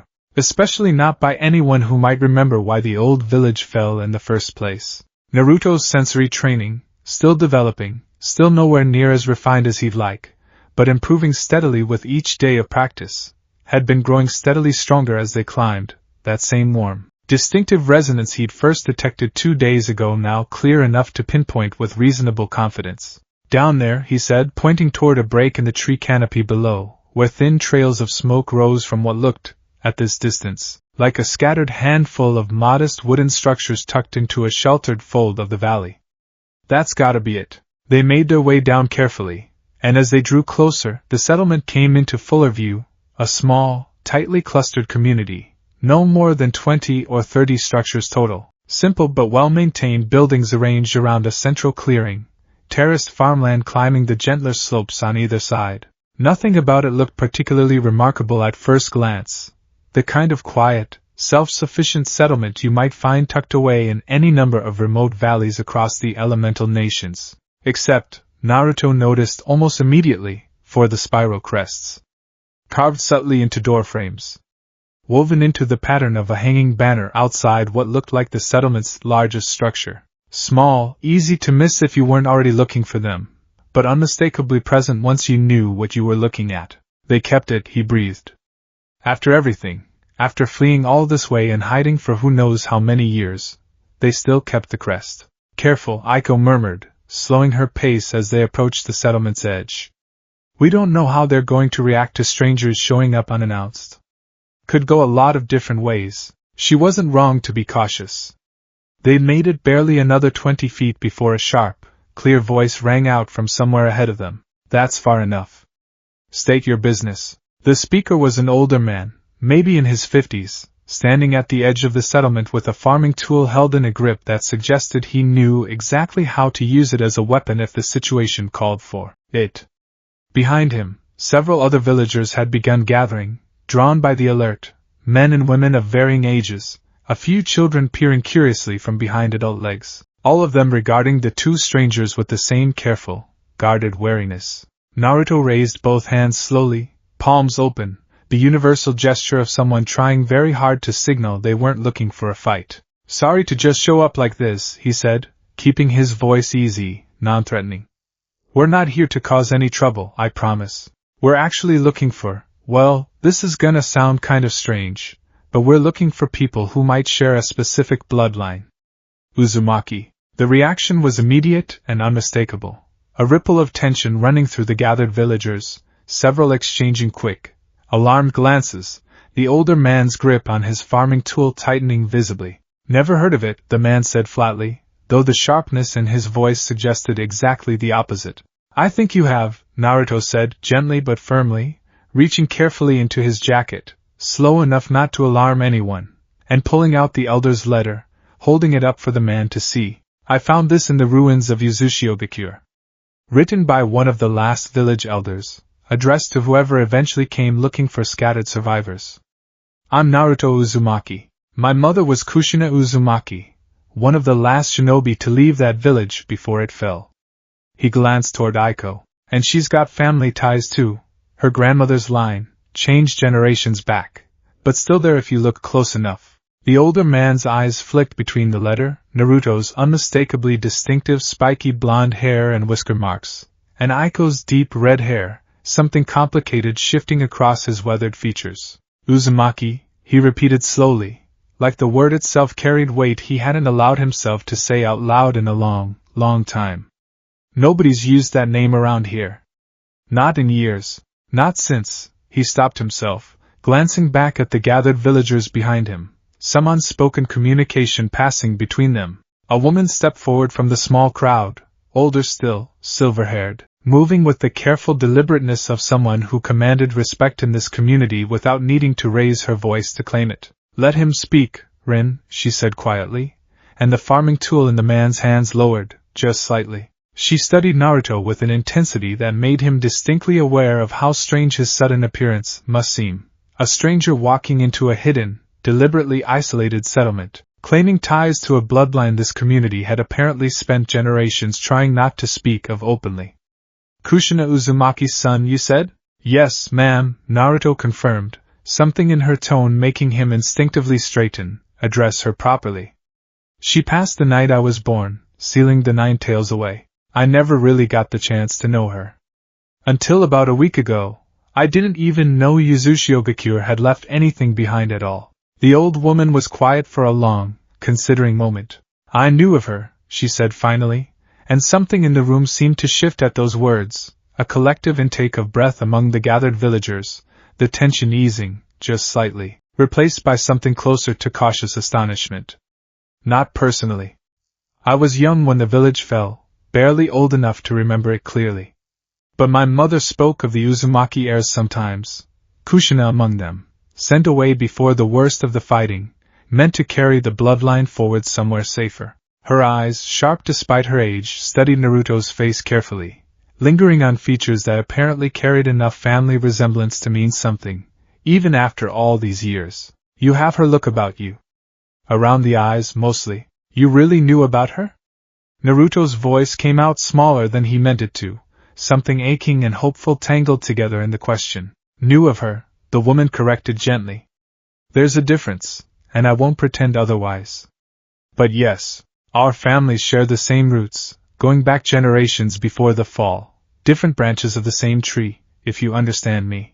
Most of the people in this settlement carry at least some of that same blood, whether they've ever fully understood what that means or not. She glanced meaningfully towards several of the younger villagers gathered nearby, a few of whom exchanged uncertain glances at her words. We fled here in the chaos after the war, my mother's generation, along with a handful of other survivor families. We've kept to ourselves ever since. Safer that way, we always believed. Fewer questions asked, fewer old enemies remembering old grudges.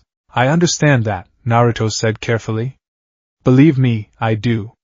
But I found something in that archive back at Uzushiogakure that I think changes things. A whole clan's worth of knowledge, just sitting there, waiting. Few ninjutsu techniques nobody's used in over a decade. A map, pointing toward other scattered descendants, just like you. I'm not here to put anyone in danger, or drag anyone back into some old conflict they've spent their whole lives trying to avoid. He took a steadying breath. I'm here because I think it's time somebody started putting the pieces back together. Not as a threat to anyone.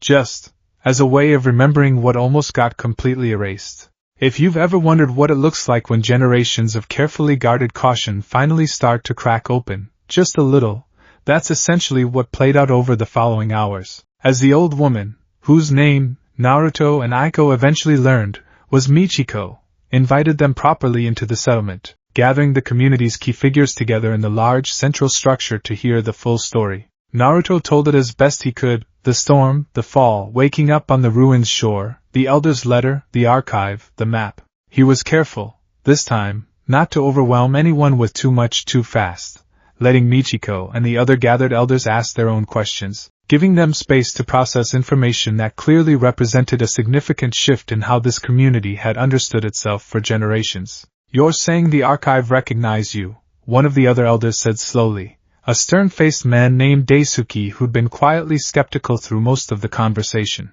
"Opened for you specifically, because of your blood." "That's what it felt like, yeah," Naruto confirmed. Elder Letter said something similar, that the barrier seals would recognize genuine Uzumaki blood. "Aiko tried touching a scroll while we were there, and nothing happened for her, not the way it did for me. Not sure exactly why.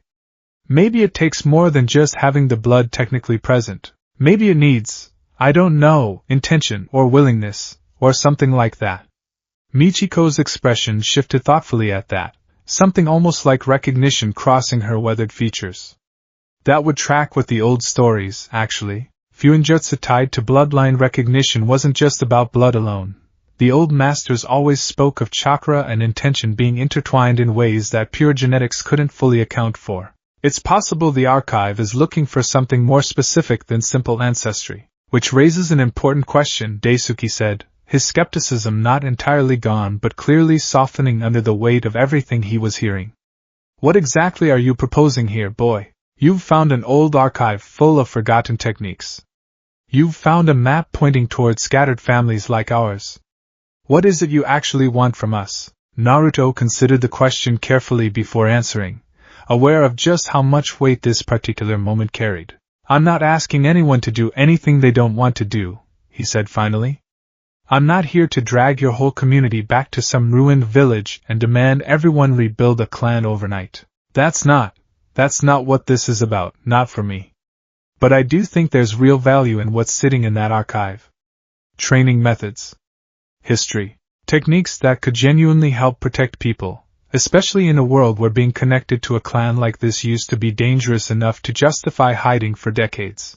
He glanced around at the gathered faces, some skeptical, some cautiously curious, a few of the younger ones in the back practically leaning forward with barely restrained interest. "I'd like to teach what I've learned so far to anyone here who wants to learn it. No obligations. No pressure. Just an option for anyone who's curious about what actually runs in their own blood." Silence settled over the gathered group for a long moment, Michiko exchanging a quiet, considering look with Daisuke and the other elders. "There would need to be conditions," Daisuke said finally, though his tone had shifted from outright skepticism towards something closer to cautious negotiation. "This settlement has survived this long by staying hidden, staying quiet, staying out of shinobi politics entirely. If word gets out that Uzumaki bloodline carriers are training openly here, we risk drawing exactly the kind of attention that got our ancestors killed in the first place." "That's fair," Naruto said immediately. "I'm not trying to put a target on anyone's back.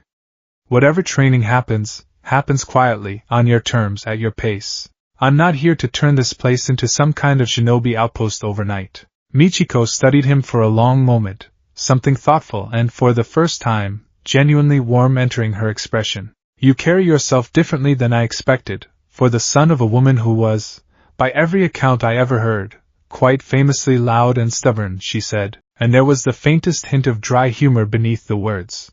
Naruto grinned despite himself. "Yeah, I get told that a lot, actually. The loud and stubborn part, I mean. Pretty sure I inherited plenty of that too, if you ask anyone back home." By the following morning, word had spread through the small settlement, and Naruto found himself standing in the settlement's central clearing facing a modest, but genuinely eager gathering, a dozen or so younger villagers, ranging from young teenagers to adults in their 20s and 30s, all of them curious, some visibly nervous, about what exactly it might mean to properly learn techniques tied to a bloodline they'd mostly grown up hearing about only in careful whispers. He started simple. Basic chakra control exercises, The same fundamentals he himself had only just started properly grasping back in the archive days earlier. A young woman named Sora, probably around Naruto's own age, dressed practically in a long-sleeved work tunic and simple trousers suited for farm labor, turned out to have a surprisingly natural affinity for the exercises, producing a stable, if small, chakra thread on her very first real attempt, something that had taken Naruto himself over a dozen tries to accomplish. "How'd you do that?" Naruto asked, genuinely impressed, watching the thin strand of visible chakra hold steady in her palm. Sora blinked, looking almost as surprised as he was. "I don't know. It just felt natural, somehow. Like something I already knew how to do, even though I've never tried anything like this before in my life." "That's actually really promising," Naruto said, grinning. "Some of that's probably just bloodline talent. Uzumaki chakra's supposed to be naturally dense, easier to shape into something like chains once you get the hang of the basic control. You might end up being a lot better at this than me, honestly." A younger boy nearby, maybe 14 or 15, watched the exchange with wide, hopeful eyes. "Could I try to?" "Course you can," Naruto said easily. "Everybody who wants to learn gets a shot. Come on, let's get you set up." It wasn't fast, and it wasn't easy. Most of the gathered villagers struggled through the same frustrating trial and error Naruto himself had spent days working through. Chakra threads dissolving after mere seconds, control slipping the moment concentration wavered even slightly. But there was something undeniably powerful about watching an entire small community, some of them well into adulthood, encountering a piece of their own heritage for the very first time, faces lighting up with the particular kind of wonder that comes from discovering something you never knew was yours to claim. Aiko, working alongside Naruto to help guide some of the younger students through the basics, caught his eye across the clearing at one point, a small, genuine smile on her face that hadn't been there back at the ruins, when caution and uncertainty had still colored most of her expressions. "This is really happening," she said quietly, coming to stand beside him during a brief break. "A week ago I was just some girl in a fishing town with half-remembered family stories. Now I'm helping teach an entire settlement how to use techniques from a clan I didn't even know I was really part of. Feels pretty unreal, huh?" Naruto agreed, watching Sora practice her chain technique with focused determination a short distance away. "For what it's worth, I get it. Whole thing still feels a little unreal to me too, and I'm the one who actually grew up knowing I was Uzumaki, at least on paper." They stood together for a moment, watching the settlement's clearing filled with the flickering, unsteady light of a dozen amateur chakra chains, fragile and imperfect but undeniably present, the first real, tangible sign of a bloodline slowly, carefully beginning to remember itself after over a decade of careful, frightened silence. It was, Naruto thought, genuinely one of the best mornings he'd had in longer than he could easily remember. Which is, of course, exactly the kind of moment a story like this tends to interrupt. The alarm came just past midday, called out sharply by one of the settlement's lookouts stationed along the valley's outer ridge. A young man sprinting into the clearing, breathless, alarm written plainly across his face. "Strangers," he gasped out. "Coming up the valley trail. Armed. Moving fast, like they know exactly where they're headed." Michiko's expression hardened instantly. Decades of careful, hard-won caution snapping back into place. "How many? 6, maybe 7? Hard to tell from the ridge. They're not dressed like traders." The lookout's eyes flicked toward Naruto, something uneasy in his expression. One of them was asking around at the trading post 2 valleys over, apparently. Asking specifically about Uzumaki bloodline carriers. "About a boy matching your description." Naruto's stomach dropped, the warm, hopeful atmosphere of the morning evaporating instantly into something considerably more tense. "That's not Konoha," he said quietly, half to himself, mind already racing through possibilities. Kakashi's team, if they were even looking for him this far inland yet, wouldn't be armed and moving aggressively into a civilian settlement, wouldn't be asking pointed questions about bloodline carriers like they were hunting something specific. "You know who this is?" Daisuke's voice carried a sharp edge of accusation now, the earlier cautious goodwill of the morning replaced instantly by the settlement's older, more familiar wariness toward outsiders. "No," Naruto admitted honestly. "But I've got a bad feeling I might be about to find out." Michiko was already turning, issuing quiet, efficient instructions to the gathered villagers, children and the elderly moved toward the settlement's more defensible interior structures. The newly recruited trainees, Sora and the others, hesitating uncertainly between fear and the fresh, untested techniques they'd only just begun learning that very morning. "Everyone who trained this morning," Naruto called out, voice carrying clearly across the clearing, steadying despite the tension coiling in his own chest. "Stay close to me and Aiko. Whatever's coming up that trail, we don't know their intentions yet, but we're not letting anyone in this settlement get hurt over something that might well be connected to me showing up here in the first place." Sora nodded, jaw set with a determination that hadn't been there a week ago. Before any of this had begun, chakra already gathering, unsteady, imperfect, but undeniably present, around her clenched fist. Whatever was climbing that valley trail right now, Naruto realized grimly, was about to get a very unexpected introduction to exactly what an Uzumaki settlement, even one barely a few hours into rediscovering its own heritage, was actually capable of defending.